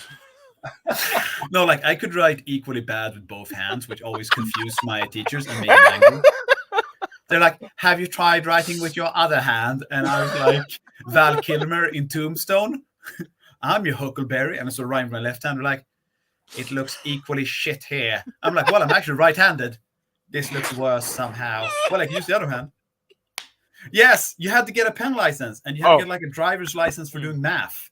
Back in the day, before they would let you step up a class, you had to take a driver's license in like multiplication and division. So they sat you down. License. Oh man. Yeah, because they sat you down and like left you to your own devices in like a corner where nobody could bother you, and you had to do like a test on time. And if you did it, like when you had like the morning assembly in groups, you sit in a ring and they're like, and the following kids have gotten their driver's licenses in like multiplication or addition. And you got like a laminated card where you wrote your name. So you had to get your pen license. Nice. And like when I went to Games Workshop, I wanted to order like Vesper's Vendetta because I was 13. I loved vampires and the dude had a skull mask. Like it was an easy sell. They were like, don't you want like the Birdmen of Catraza? They can fly and shoot, something the Vampire Count army is sorely lacking. Or maybe Braganza's Besiegers, because in all earnestness, the heavy armor purveys and the BS4 shooting would greatly augment your... No, I want the skull mask man with the dagger and the cloak. Sir, skull he has a skull mask. Pushed together. He causes fear. And they're like, dude, your entire army causes fear. Yes, it will be thematic. Why would a vampire hire mercenaries? Because he doesn't want to do things himself. He is a necromancer.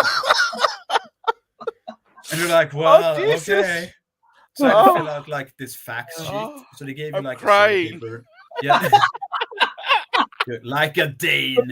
So I had to fill it out. And like, you got like a soda, you had to fill it out with your penmanship. And my penmanship was so bad that GW staff, like, they took pity on me and gave me a new sheet. And so I wrote in like a shaky hand very slowly as the winter storm raged outside, Vespero's Vendetta. And then they faxed it in. And then you had to come in the store like once a week to see if they got your order, because they send them out in like batches. So sometimes you got like your stuff in a week, and sometimes took 2 or 3 weeks. And I still remember I got like in a small box with a flippable lid, and you open it up, and like inside in like naked white metal was Vesper's Vendetta. And that's how you ordered everything back in the day. If you needed like a spare arm for something. I remember. Yeah. They even gave you like free stuff. Like you came in and like, hey, like my vampire account was missing a horse body, which mine was. I didn't get like the entire horse. I just got like the metal head. I'm like, hey, but I like a year ago I bought like the von Karstein dude on the horse, and like the horse body was missing, which I know it sounds like complete bullshit, but I'm not lying. And they just looked at him like, no, I remember you. So they just gave you a new one. And like, here, take a conciliatory jumble through the bit sprue. And they had like an entire box, like a toolbox of just like metal arms and heads. Oh, Jesus. Krell, do you remember... I know this was around 6th edition. I don't know if it was around 5th and previous, but they had these. The box were, I don't remember. It was like a yard sale box. So they had like random models of GW in a box, and it was like random miniatures. Did you ever buy one of those? Yeah, but in Stockholm, we had like this local game store called Tradition, and they sold pretty much everything. Like they sold like fake magic stuff. Well, fake because obviously you couldn't get the denouement of an arcane device. That's magic, but but also you could give them like 20 kroners or like 2 quids, and then you could put your hand in the mystery box.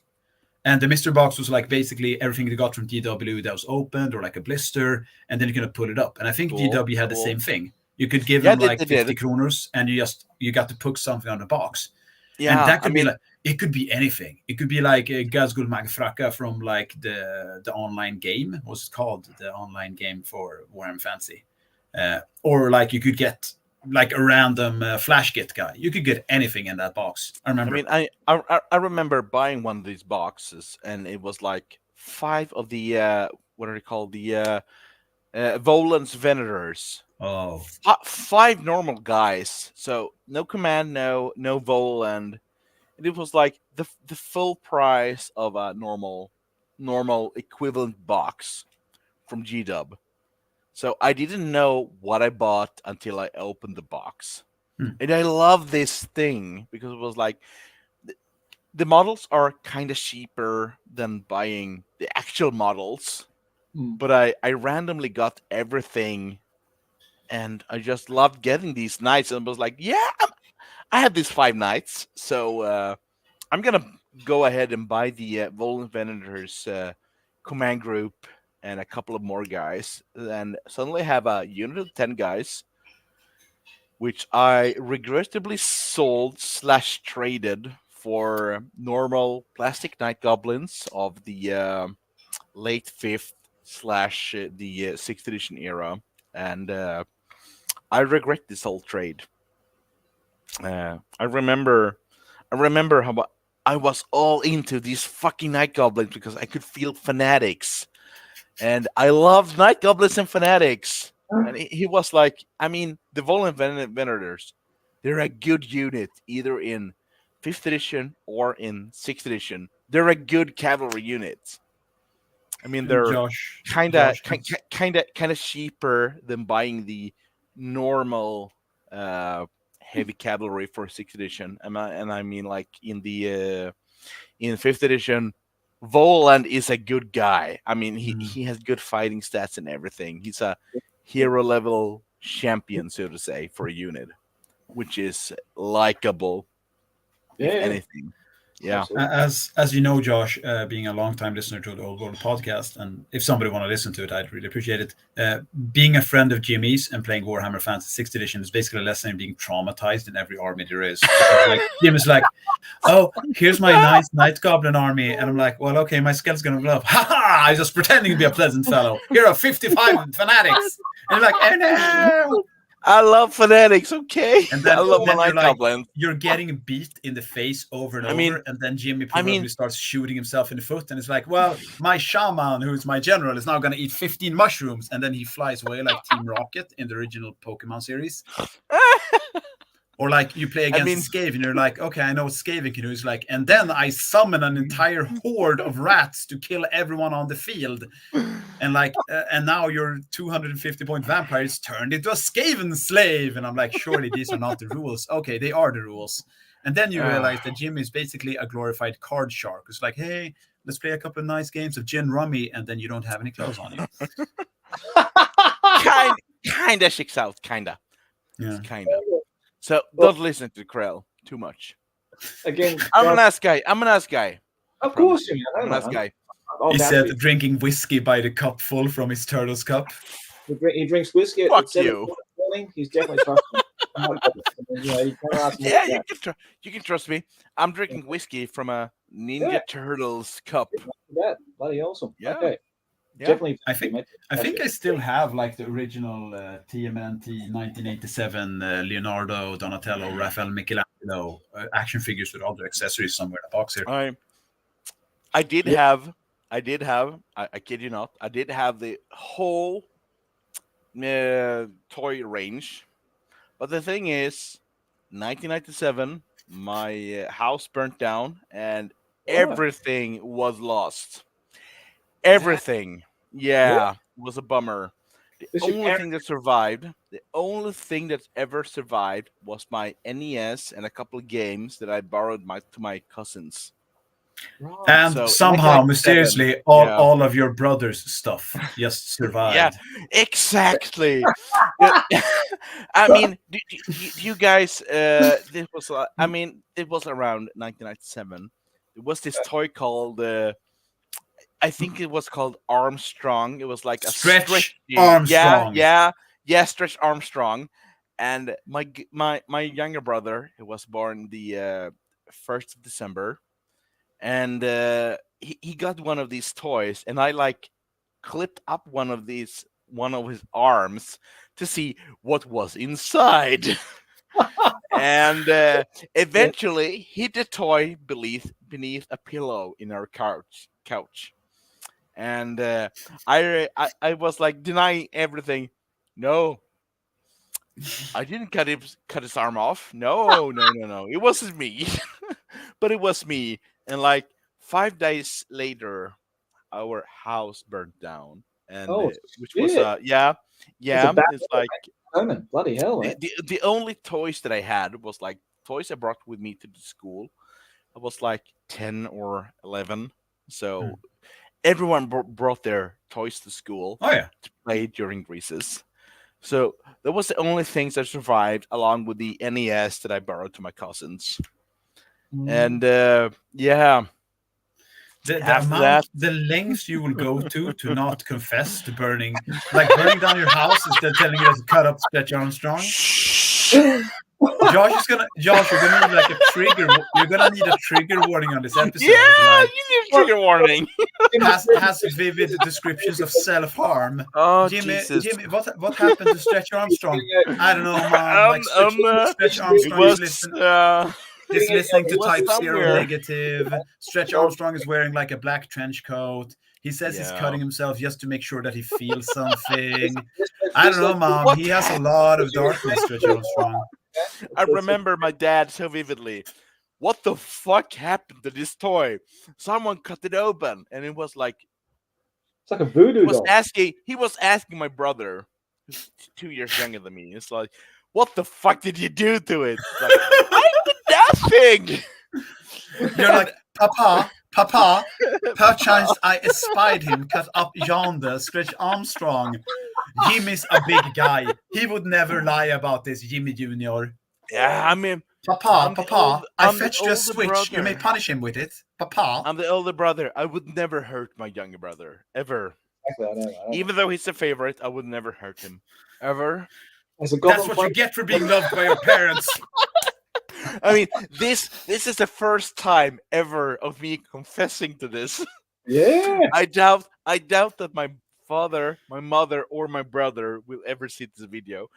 My girlfriend will see it, and she might bail on me.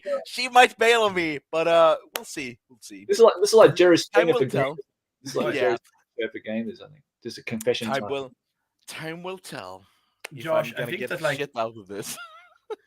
don't the Swedish have to be proficient in eating surströmming? Yeah, we do, but much like whittling and invading Denmark, it's a skill we all master at a young age, but then we tend to not use it very much. Yeah, Because like opening a can of surströmming is now actually counts as aggravated assault. What is it? What is it? I mean, It's fermented herring. Yeah, fermented Oh, herring. Dutch eat and that too. The Dutch eat the fermented herring as well. I remember. No, I not remember, pickled herring. I mean, not pickled no. herring. This is this fermented. is fermented. It smells like shit. Yeah, it's actually I illegal to open remember- in public. Yeah. I couldn't eat it. I bet some of you guys know who Brava Alpha Busa is. He has the what is it called? The he used to do the If the emperor had a speech to Emperor, text device. yeah, Text to speech Emperor, device, yeah. yeah. He lives in Gävle, and I visited him once. We played we played a couple of the new Necromunda games, and Drunk Jimmy is best Jimmy. yeah, Go on. Drunk Jimmy's best Jimmy.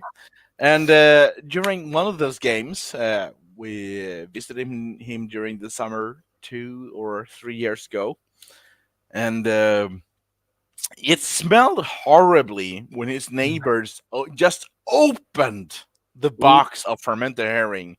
It smelled like fucking shit. Death, mate. Death. Yeah, it was like death, and And died. Yeah. I used to work in like a fish store, and the fridge trying broke to find one the hot word summer. for this. I'm trying to find the word for this, but the only thing I can find is it's fucking horrible. Yeah, we have was we like actually we have a Swedish two word houses for it. away. Two Yeah. houses away from his house, and it smelled this fucking horrible. Do you know what we I think call? There's a Swedish Yeah. word for like basically rotten fish, but way worse. Yeah. Because like Yeah. there's a word for the all permeating smell that like shuts down all of your nasal functions, make you feel bad, your eyes water up, you feel a bit nauseous, and you regret even being around. In Sweden, we call that word Denmark. Bastard. This isn't Danskjävlar. racist. This isn't racist. This is just like we're It's- Swedes. We It's hate Krell, Denmark. It's Krell speech. Krell Denmark hates us. It's Like the thing is, go, Danes I that go. I meet, You go, like, I go. Danes are you like- go, I go. Sorry. yeah, That's how yeah. we invade each And the- other. and the- No, and- I and the whole really thing like is- Danes. I Like will- I I will like say Danes we that would shit. never, in the face of a Dane, say that we love their beer. we would never ever in our lives say to the face of a Dane, "We love your beer." But we do. I mean, you heard it here. We love Danish beer, but Josh, do you have a you'll kick never. button? He You'll said love never. and Denmark in the same sentence, and I feel kind of Yeah. offended. Mute this. But I've you'll never- never hear us ever saying that I we was love told this your was a safe beer space. to a Dane. I never been to Sweden, but I will say one thing: like from the Danish people I know, which are great people, like Johannes and from the Flavor Skulls podcast. Yeah, Oh, I bet they're great people. wonderful people. But they're quite serious. I noticed that their demeanor is quite serious, like Dutch. Yeah, they are. Dour people, but the Swedes seem more fun and jovial and more, more I full mean, of life. Swedes are drunk. But- Danes are not. Danes are like in Denmark, it rains most of the time. Like when I'm talking to Johannes about it, it fucking rains and it's cold and it's just bloody shit weather. You know what I mean? So it just lowers their demeanor down. Like they're just down. Yeah. You know what I mean? But you guys seem to be much more happier and jovial and laughing. And I mean, well, Jimmy's drunk. That's yeah. I'm drunk, and also we're stuck between the Danish, the Norwegians, and the Danes. We need to like put the mask on. Do you know, Josh? We need do you to know look why? happy. Do you know why they're so weird? This is actually true. The Danish geographical topography is such that they don't have a single mountain in Denmark. No, it's true. Like the entire country doesn't have a single mountain because, like, they don't have any mountain. How do you have a country? Cannon on. How do you not have a country with a single piece of a mountain on it? You know how? You keep pissing off the Germans. That's how you lose all your mountains.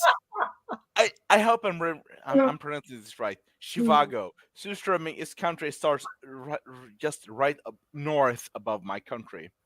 Yeah, right of course you pronounce Dr. Zhivago correct. Yeah. It's like the book. Yeah. And the movie. I mean, I'm drunk. Okay, I pronounce everything right. But yeah, I can see drunk Jimmy in like university bar. Like, of course I now speak Russian. I'm a drunk Swede. Da, do svidania. That means goodbye. Badziba. How hard is it? I'm drunk. Yeah, come on, bro. Come on. That means thank you. But yeah, the real surströmming community starts right just slightly north above where I live.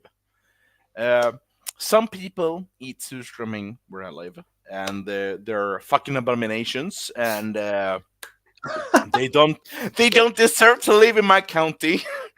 But yeah.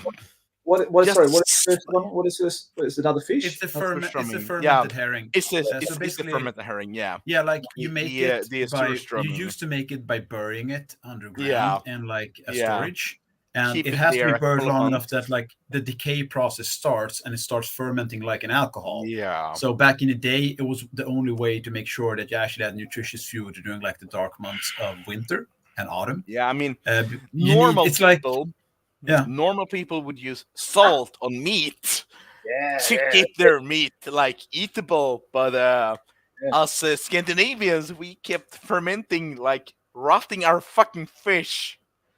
But like Jimmy, it does have an interesting like nutritional aspect, because in the same way, like Josh, you live in Japan, you know there's natto, the fermented soybeans, and they have natto, mate. This is it, Mito City, the capital. Yeah. I like natto, particularly if you have like the mustard on it. They usually get. Your body's strange, aren't you, mate? I don't eat that shit. It's like terrible. Oh no! Listen, you have veg. You're from Vegemite country. I'd be really cautious right now, buddy. Really cautious. Do not be saying to eat that sort of stuff, mate. Come on. Yeah, so like natto is there because it adds an added protein-rich part of an otherwise deficient diet. Surströmming actually helps with the digestive tract and has some additional nutritious like protein additions. But in the modern world, you don't need. Sake is good, isn't it? Modern world. But like, if you ever want to know anything about Denmark, there's this beautiful song from the 1990s. It's from the educational documentary called Pocahontas, and the song is called Savages. So when they sing about the Danes, they say savages, savages, barely even human, savages, savages, not like you and me. I think they're hardly people, which means they must be evil. They're to the drums of war. Dude, They're savages. Savages. I fucking listened to this song yesterday on YouTube. What the fuck, man? You're reading Jimmy's line, mate. You're synchronized. Definitely. Bloody hell, mate. Look, I think 30 minutes ago, I mean, 30 minutes ago, like, Josh tried to show pictures of our kinda armies like- to talk about our projects. another beer. Refill. Krell, I'm Refill. gonna set a stage. You're going to tell us a story starting now. Yeah, Or sure. now.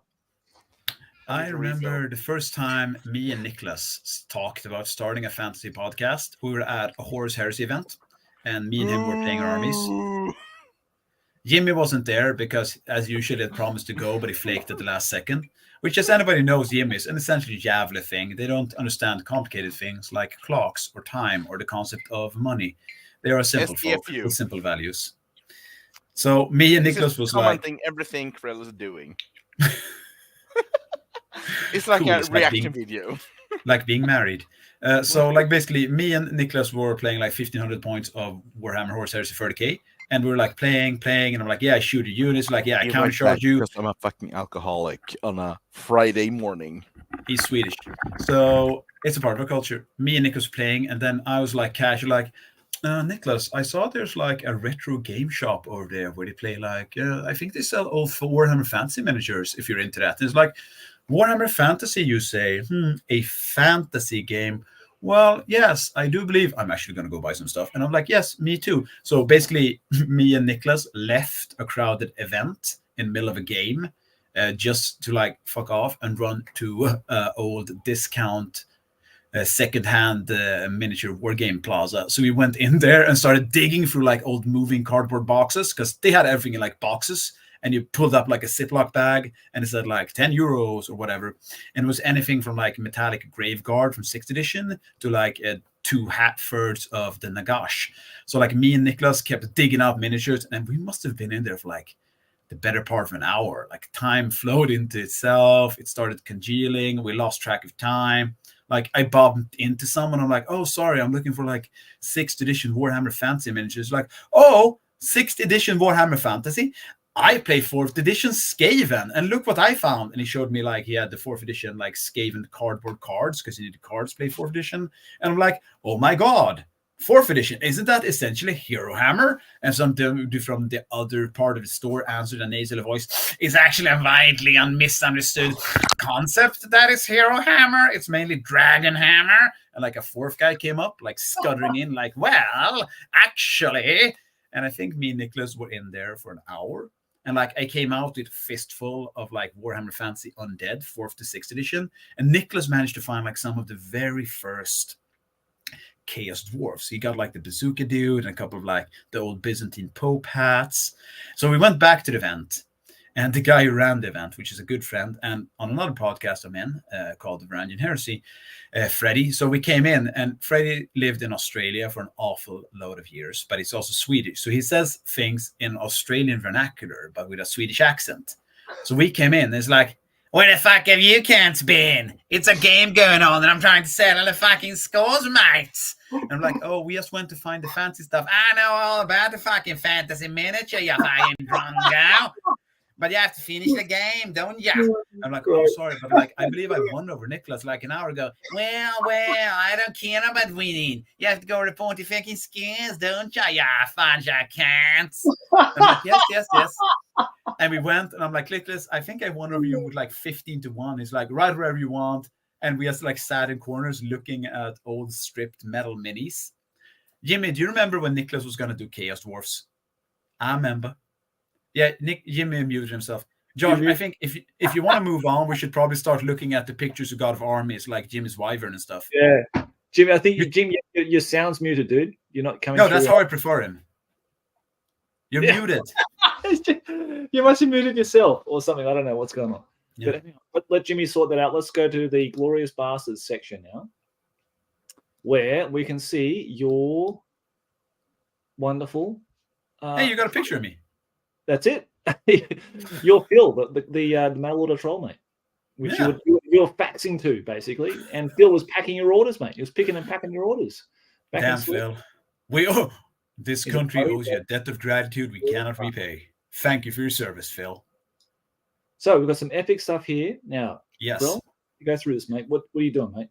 This is actually the stuff I got way back in 2015 when I bought it by the bucket loads. So what you can see to the right is the old Imperial robots, which later on become the Dreadnoughts.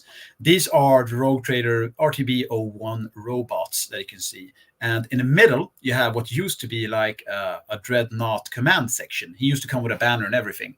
But if you look at him, the keen-eyed viewer will notice that, in fact, what you do get is the Imperial robots and then the initial outcast of the very first Dreadnought they released. In fact, we call him the Eggnought, the guy in the middle. To the left, you will see a command section with a librarian in the middle and another 2 plates of infantry. Then, unfortunately, what you're seeing are the newer models for what's called as Legiones Imperialis. They're slightly bigger in cast, but what that means is that actually, with the upscaling of the vehicles, the infantry actually look like you get 10 into Rhino. You also have some Kratos tank, which is a new thing, and I painted all of them in the Tamiya Red classical Red Thousand Suns scheme because I really like doing metallic schemes. Nice. Man, they look good, dude. I mean, I really love these original dreadnoughts from like Space Crusade era, like that design. Yeah, they're fucking awesome. Mm-hmm. Yeah, they are. They are. Did you play Epic at all, Josh? Epic, man. Yeah. I love Epic, dude. It was my first game, man. Like apart from fantasy, like I could never afford fantasy, so I played Epic Space Marine like solidly every weekend with Chris. Every weekend we were playing. Like I was playing Chaos, he was playing Orcs or Eldar. It's my favorite all-time game. Then I have something in here that you might like. It is the original metallic Reaver Titan. Yeah. Nifty. I got it for like 15 kroners or something. It's hard to see here. Rastafarian or what? Dude, that's super cheap. Yeah, like I got it because the guy only had the pieces, so I had to like find the pieces in 15 boxes. Nice. But I got them on here. I also had like one of their very first metallic knights in here. I like your bracelet too, man. That's cool. Oh, thanks. My daughter made it for me. So her exact words was, when I go to the gym in the morning, even if I buy myself, I don't have to be alone. You're semi-Rastafarian. Yeah, she's 4. So, you know. Oh, that's nice. She has a complete understanding. This is my Malkador tank.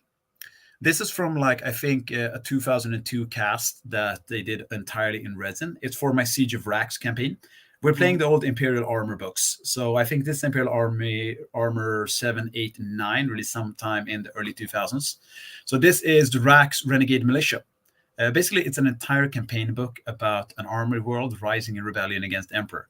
So they have the entire like line of basically, I guess you could call them Chaos Imperial Guard if you want to like be really reductionist.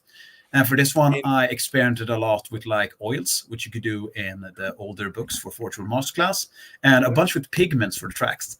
I'm actually kind of happy with the way this turned out, which I'm trying to say in a way without sounding smugger than I usually do. But if you see, there's a bunch of decals, and then I tried to hit the fine line between shipping it a lot and putting oils, but still making sure that you can see the majority of the decals. Yep. It says 501 because my entire armored company is the 500 and fighting first. Nice, mate. That's good. I think it's a really nice, solid paint job because when I, you know, with weathering and that kind of thing, you've got a fine line between it looking like complete shit, like it's covered in, or it's actually, you know, like a realistic kind of weathering job. So I think you did a really nice job on that one, actually. Well, it's like a fine. Thanks. You're entirely right because you could either use weathering one of 3 ways. The first one is to cover up a bad paint or cast job, which is fully acceptable. The second one is just going crazy because then you're not going to see anything of what you did in previous stages. And the third one is basically accentuating what you have without trying to drown out what's there. Because if you have a good model, which the Malkador tank, and it weighs like a kilo, if you hold it in your hand, it's a good exercise. What you want to do is accentuate like the rivets and the tranks and just the indenture details. No, I think you did a solid job, mate. It's really nice. Very, very cool. Thanks. It means a lot coming from people like you and Jimmy. This really nice. Yeah. This is for Adeptus Titanicus, which is the minigame, which I would recommend. Stellar miniatures. On this one, this is sort of where my ambition overreached my common sense, because if you look at the Warhound Titan in the left-hand corner and the Reaver Titan behind them, I want to do marbling on the carapace and details. So basically half of all the armor plates I did marbling on. The issue was The marbling and the metallic blue did complement each other. However, you can barely see it towards the bottom model because I need to do a lot of dust pigment. Also for the Reaver Titan, I wanted to show that they have some ties to the Mechanicum. So they have Mechanicum red for the weapon systems themselves, but on the main carapace, as well as what we can only call the crotch plates and the toe plates, we have marbling and blue. Yeah. So these are going to work to fight next to my Thousand Sons, and it's from one of the Horus Heresy books that they actually have a Titan house that fought alongside them.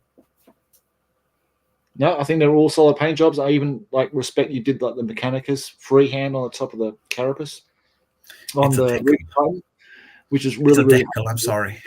Is that a decal? The Mechanicus writing on it?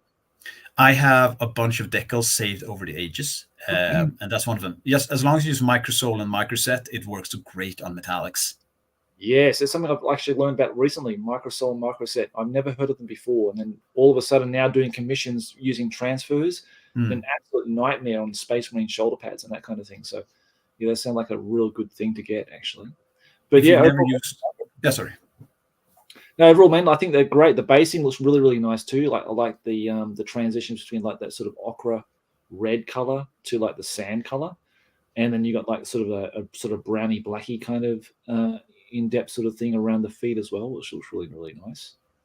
I try to simulate making sure that like if big fuck off robots move, sorry for swearing again, they are gonna like ruin the local topography. So you're gonna get a bunch of like civil, like gravel, silt and stuff in the air. So it's hard to make sure that it looks like it's actually moving around. No, that's really good. If you're doing transfers and you want to use microsets, Microsol do it because it allows actually the decal itself to mold itself around the rounded surface of a pauldron. Yes, I've actually started learning more about decals because I never really used them in the 90s.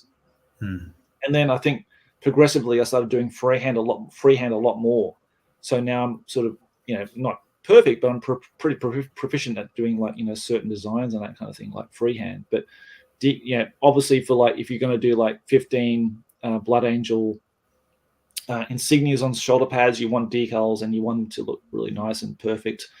So yeah, there's a bit of an art behind decals now. I think now in the modern age, we have all these kind of additives to add to them to soften them and bend them and that kind of thing. Well, I was going to say, like your freehand is insane. Like I've seen it, looks amazing. I've done it so many times, man. I've been for years and years. Like all my Dark Angels had all the insignia. I didn't have decals because when the plastics first came out for the Terminators.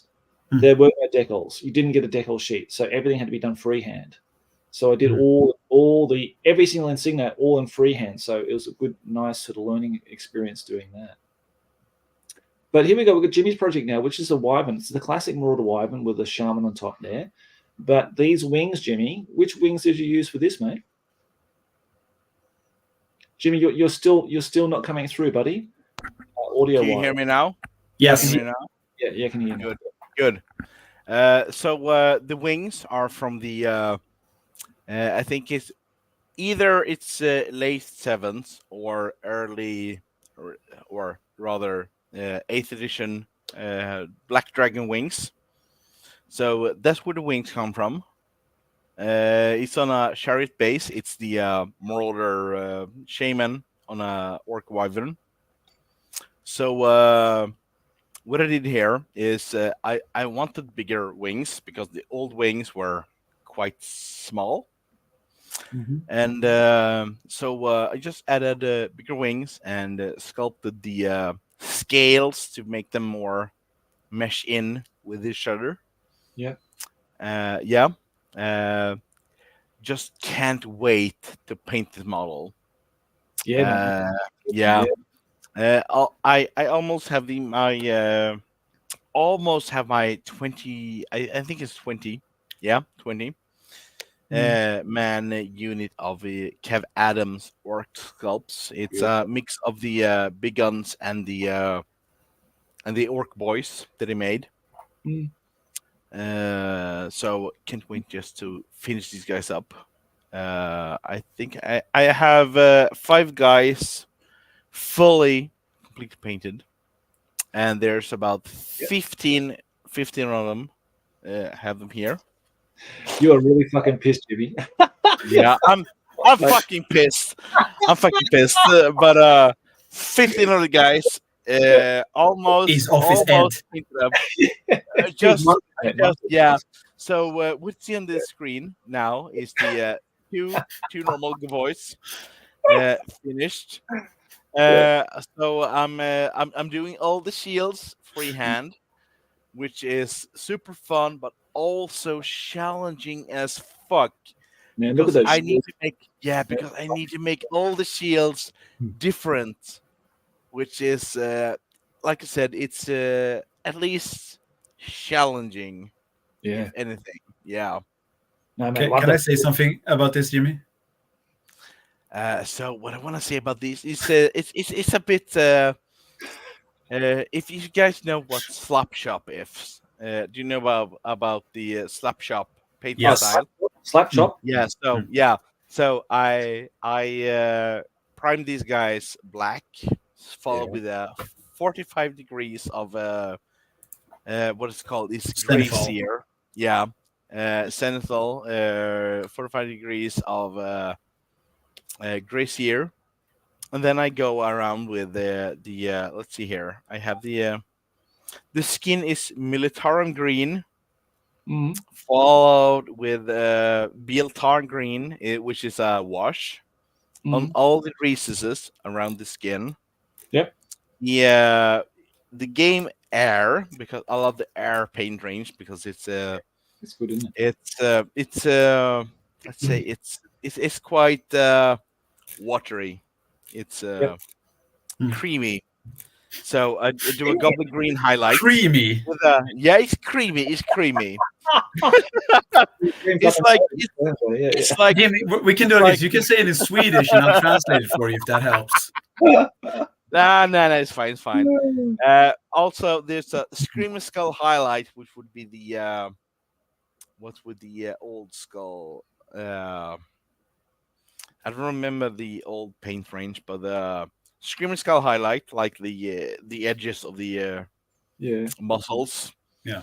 Then I do a flesh glaze on all the knuckles, ear tips, lips, cheeks, eyebrows, elbows, and knees with the contrast medium with the P3. This is an old range of paint range. P3 medium flesh on all the upraised edges. And then I do a very, very watered down Imperial Fist, which is a contrast paint range, on all the green areas. So it fits in with all the greens. Yep. The iron I paint with it's an air black. It's like a very watered down black paint with air silver. I think these are let's see here. I don't have them here, but I think they're armor painter range.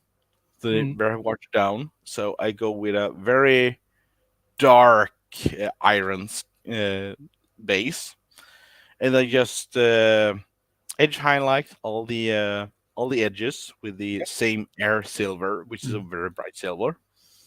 And then I add the rust of the what's it called? It's the dirty down rust. I don't know the paint range, to be honest. All right. It's like it's like a wash. It's so I just add it down on all the recesses. Add some water to bring out the effect of the rust. Yep. And if you look carefully on the pictures on the screen, there's on all the recesses, there's rust. Otherwise, it's just like the black iron feel that you get from burnt iron. Yeah. Yeah. I'm trying to get all the old snakeback leather feel on all leather. There's not much leather seen on these guys because the belts are on the back of the guys. So but you get the feel. I just gotta say something, Jimmy, about these. It's like drowning a citrus fruit. It's a sublime because thanks. It's It's sublime. Drowning a citrus fruit, sublime. Sorry, weird. And there's and so all much the care shields. and love that's gone into this. They just look amazing, Jimmy. I don't think I've told you. They're so good looking. All the shields and the banners are going to be free-handed, using like 3rd to 4th edition feel on the miniatures. I mean, this whole unit is going to be 4th edition miniatures, but I wanna bring some of the 3rd edition feel back to them. Yeah, and I think all the freehand. I love that banner, man. Fucking hell, that's It looks insanely good. Yeah, thanks. I love it. Yeah, really nice, man. I love those shields. Those shields are just beautiful. They've got like that real deep crimson red, but then they've got like the face, like where it's got that sort of illumination where right on the aspects of the eyes and around the brows and the lips and that kind of thing. It's really nice and highlighted, but the rest is sort of recessed back into shadow, which is really nice. I really like that as well. Thanks. So sorry to all listeners and watchers who are watching this. It's early. I have had a couple of drinks, but the term "free sheets to the wind" come to mind, Jimmy. Yeah, it does. Next time. I mean, Krell, you got to start drinking next time with us, mate, because I'd love to see that. We've seen you sober. I already started. You think this was just coffee? I had maple syrup whiskey in here from the start. It's just like, unlike Jimmy, I spent most of my formative years working in the bar and the restaurant industry, which, as anyone can tell you, is a good way to get a cast iron's gullet. Yeah, I bet, mate. I rarely drink beer, but I do drink pure. Jimmy's seen it. I usually just drink vodka. I drink like drinks. I'll make half vodka, half Red Bull, and then just keep pouring Red Bull in for a while, because that's how we were raised. No, Jimmy's works are a great throwback to the golden days, and I do feel humbled sitting here with the both of you because you're both amazing painters, and I'm glad to be around for the ride. I somehow just got into doing stuff like military modeling because I like doing old school vehicular tanks. I like the old Imperial armor, but you guys are true artisans and skillful artists when it comes to doing the golden days of heavy metal. And I don't know if I ever told you guys, and Jimmy's drunk, so he'll forget it anyway. But your work is inspirational and exceptional. Well done. Thanks, mate. Like I said, Krell, your Reaver Titans and your epic stuff, it looks bloody amazing, mate. Honestly. Yeah. Oh, thanks. It's really good. I think it's the best stuff you've ever painted. I've seen that you've had. Oh, thanks. Show me. I think it's really, really good, mate. Honestly, those especially the Titans, the neatness and the transitions of the colors and everything, the transfers and the weathering you've done, that stippling effect you did for the armor plates, that's really hard to do. That's really hard to pull off. And I think you did a really better job. I think you did it better than I can do, mate, because I tried it and it's bloody really hard. So I think you did a really nice job on it, mate. So I actually came up with a sheet on how to do it a couple of weeks back, and I'll show you how to do it. As long as you haven't, I'll show you. I did it by bloody trial and error, mate. I need that cheat sheet now. Give me the cheat sheet. Jimmy's drunk, so we should probably ask him what he really thinks about a bunch of people in the gaming industry. No, don't. Jimmy, what do you really think about Matt Ward's impact on Warhammer Fantasy? Be frank. I'm gonna be frank. Yeah, that's Jimmy. P3 isn't that private to press? Game. Yeah, it is. That's a good segue. What do you guys take? I haven't listened to. I don't know if I listened to the last podcast you did. I can't remember, but obviously you must have talked about the old world. I know it's been sort of building up over the last 3 or 4 years now, when it's becoming to the conception to now realization when they've actually released it now into the world. What do you guys take on it? What do you guys think about it? You first, Jimmy. I fucking love it. I mean, for a modern game, it brings all the good aspects of all the old games into one game. Right. And I just love it for it. I just love it. Oh, that's good, man. I'm glad you're really happy about it. Krell, what do you think, mate? I played it. I've only had 2 games in so far, and I've had a lot of fun with it. Every army feels different. It has a distinctual feel to all of it. It's a compromise between the best of 6th and 8th. The one thing I miss, and this is just my personal pet peeve, and it's going to be so petty and granular, I miss having dice for Magic. Well, that's Now it's interesting. like, Because I know you guys are from sixth. You guys are pure sixth edition, right? yeah, Yeah, I that- Yeah, occasionally I play mean- time. I play some 8th Ed because in Stockholm that's all I can play basically. But mainly I play like 85% 6th Ed. Yeah. Right. Okay. You play sixth edition to the hardcore, yeah, Mm. and it's all based on. And for me personally, I played eighth edition a couple of times, and I really hated that whole dice system for Magic. I thought it just took away the magic of what Magic was in the early editions. Now that's just my point of view, and I know that the dice system was very popular from 6th, 7th, and 8th edition. So now in the old world, it's kind of like, okay, I have a spell and I need this number, and I roll the 2 dice and I add my power level to it, and I get to succeed, and then maybe you have 1 dispel to cast during the game. Is this kind of really disrupting what the Magic phase is in this new edition? Is it kind of balanced? Is it unbalanced? It is balanced because now you do Magic in different phases. Like some of them go off in the movement phase, some of them go off in the shooting phase, and some go off in like in the close combat phase. And like dispelling has been reduced, but like even in 6th edition, you had like 5 or 6 dice, guys, and you could put them to be right back. side. Yeah, Jimmy has to go and like go pass to out. Pee-pee. Jim's gonna go pass out in the kitchen. The PP. Be right back. Be right back. We never saw Jimmy again. I'd like to remember him the way I saw him the last time, drunk as a skunk. No, because in like 6th edition, you were like, you usually had like maybe 5 or 6 dice. At the most, you'd have like 7 dice if you played something Magic heavy. Yeah. But like now you only have like a characteristic test. You have your leadership and you roll over it and then you add. Right. Okay. So it's interesting how it's sort of evolved and changed over the editions, and now they've come to.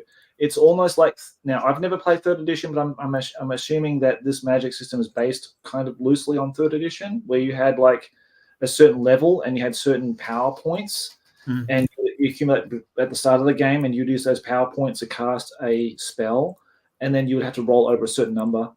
Yeah, pretty much. Yeah, it's kind of based on that. Okay. But in 4th edition, you still had the cards, right? Yeah, 4th and 5th edition had cards. Yeah, that was the cards, and they got rid of that in 6th edition for monetary preservation of the cost of printing all that shit, and then people losing cards and all the problems that would come with that, and replacing things and stuff. So I totally understand why they did it. But for me, 4th edition is the ultimate Magic edition of Warhammer. And I don't know if Krell, have you ever experienced 4th edition or Warhammer Renaissance? I haven't played it. I've read the rules, but I've never played it. I've played 4th edition and 5th edition as is. And like the cards and the dice to me have the same feeling because it's something visual and it's a metagame. So like it's incredible. It feels good just holding the Magic cards and Magic items. Okay. So Nick says it's not really like Third at all. Okay, so that's cool because I've never played Third, so. I've never played 3rd edition too, and me and Nick's actually in Japan here. He's my good friends who plays Warhammer Renaissance with me and a few other guys here, and he organises events here. So I think we are talking about playing 3rd edition at some point. So I really want to experience 3rd edition for the first time in my life. I've sort of played it. This is my edition when I got into Warhammer. This is the era where 3rd edition was actually prevalent then, and they sold the books and stuff like that. But I never actually got it to the table, so to speak. We did it in an experimental game where we had like all the miniatures we had on the floor, because it was like floor hammer back then. There were no tables, there were no grass flocked, beautiful kind of scenic boards or anything like that. It was just like basically like on the floor of your living room, and you just switch around on that kind of stuff. So, would you have like a green bedspread or like a sheet and just put it up like piles of books and stuff? Yeah, you could have like a felt sheet or whatever to make up for your battlefield. So, what does it say here? More like Kings of War now. Okay, so that's what it's like. Okay, gotcha. I never played Kings of War either, so I can't really say for the Kings of War community what that's like, but Magic's basically like that in the old world. But yeah, I mean, obviously it's going to take some influences from the older editions, and then some from modern games now, from Rank and Flank modern games as well, to make up this old world game. But I'm really glad that you guys are playing it and enjoying it, so that's great. And like I said, before, I don't think I'll ever get to play it as much. if ever. But I'm just happy that if everyone's really excited about the old world and they're buying miniatures and they're painting models, and that's what it's really all about. Whatever edition you're into. I mean, it's just nice that we're enjoying this hobby together. So that's good. Yeah. I mean, all hobbies, good hobby. It's like, I might not agree with Age of Sigmar as a system, but like, it doesn't mean I'm allowed to detract from them having fun. It doesn't like, it's not like the day Age of Sigmar was released, like jackbooted GW people and like Rabbit fans broke down my door and confiscated all my square bases, started beating with nightsticks. I mean, that happened for different bases, man. You need round bases. Stop having fun, wrong, sir. Just riot shield and nightstick. The way I look at it, guys, is like if people are willing to invest the time in buying and painting these things and assembling them, putting them on the table and actually playing with the game with another person. I mean, video games, as we talked about earlier, is just the easy solution, isn't it? You just buy the game, you just download it or whatever, you just play it, and that's it. It's all done for you. There's no preparation, there's no work involved in getting that onto the table. It's like it's just done, everything for you. You know what I mean? You get an instant gratification. Whereas Warhammer is a massive investment. It's years and years in the making. And then when you get to the table, it's like that gratification of like, yeah, I did this. I painted this bloody army and it's awesome and I love it. I built up the units, the theme, the names of the characters, the names of the regiments even. And, I'm playing this amazing game with my friend and I'm rolling dice and having fun, having a few beers and just enjoying it and having a laugh. Yeah, there's a social aspect to it. Like there's a creative aspect and a social aspect and a gaming aspect. You get a strategic part in there too. And with Warhammer, I have people I've played with since like high school. And like some of them don't have finished armies and it's the same army they ran back when we ran in high school. And I'm like, why don't you just paint your freaking shit? And they're like, I don't enjoy painting. And I'm like, okay. But like they do enjoy the other parts of the hobby. And I suppose that's the difference. You can't pick up a video game and be like, I like everything except for pushing the buttons on the controller. Or like, I like the plot, but not the game. Then you can just pick up another game. With Warhammer, there's a social aspect. And like some people struggle with the social skills and aspect of Warhammer because it does differ and requires something different from like video games. But the sheer passion and joy you can see in people playing it and just hanging out. And I think if you're a bit more introverted, like I am, sorry, no, if you're introverted, like stop lying. It's a good way to challenge yourself because you do get out there, but it's something you're passionate with, so you will have like a shared point. That's my partner telling me that time is up. Thank you very much. Well, Krell and Jimmy, it's been an absolute pleasure to have you on. Really, really, honestly, I mean, it's great to have you both on at the same time. I love you both. I think the podcast is a fantastic listen, and I think anybody who hasn't listened to the Old World podcast, you should go and check it out. Just put in your search browser in the whatever bloody podcast thing you're using, or go and check out the links in the show description. Go and check it out. Click on that. Get to the Old World podcast, Old World Lives podcast, and check it out because it's awesome. You talk about lots of different things. You have a big hobby chat about what's happening now, relevant this to today, what's coming out, what releases, what molds you can use in your 6th edition games or whatever. And I'm just happy that you guys can come on and have a chat, and we have a bloody good laugh and have a few drinks at the same time. So cheers, guys. Thank you. Yeah, and thanks for having me on. Like I've said before, I'm a huge fan. Thanks. I had a lot of fun. Same. And I thank you to the wives and girlfriends. Okay, thank you very much for giving your time up for this morning. All right, and keeping them apart from each other. Absolutely. Absolutely. That's the key. That is the key. Jesus. Well, both and have a good. You're way too bold. Way too bold. No, there's quite a lot still up here. Oh, bold. Yes, bold. Take care. Well, Jimmy as a man.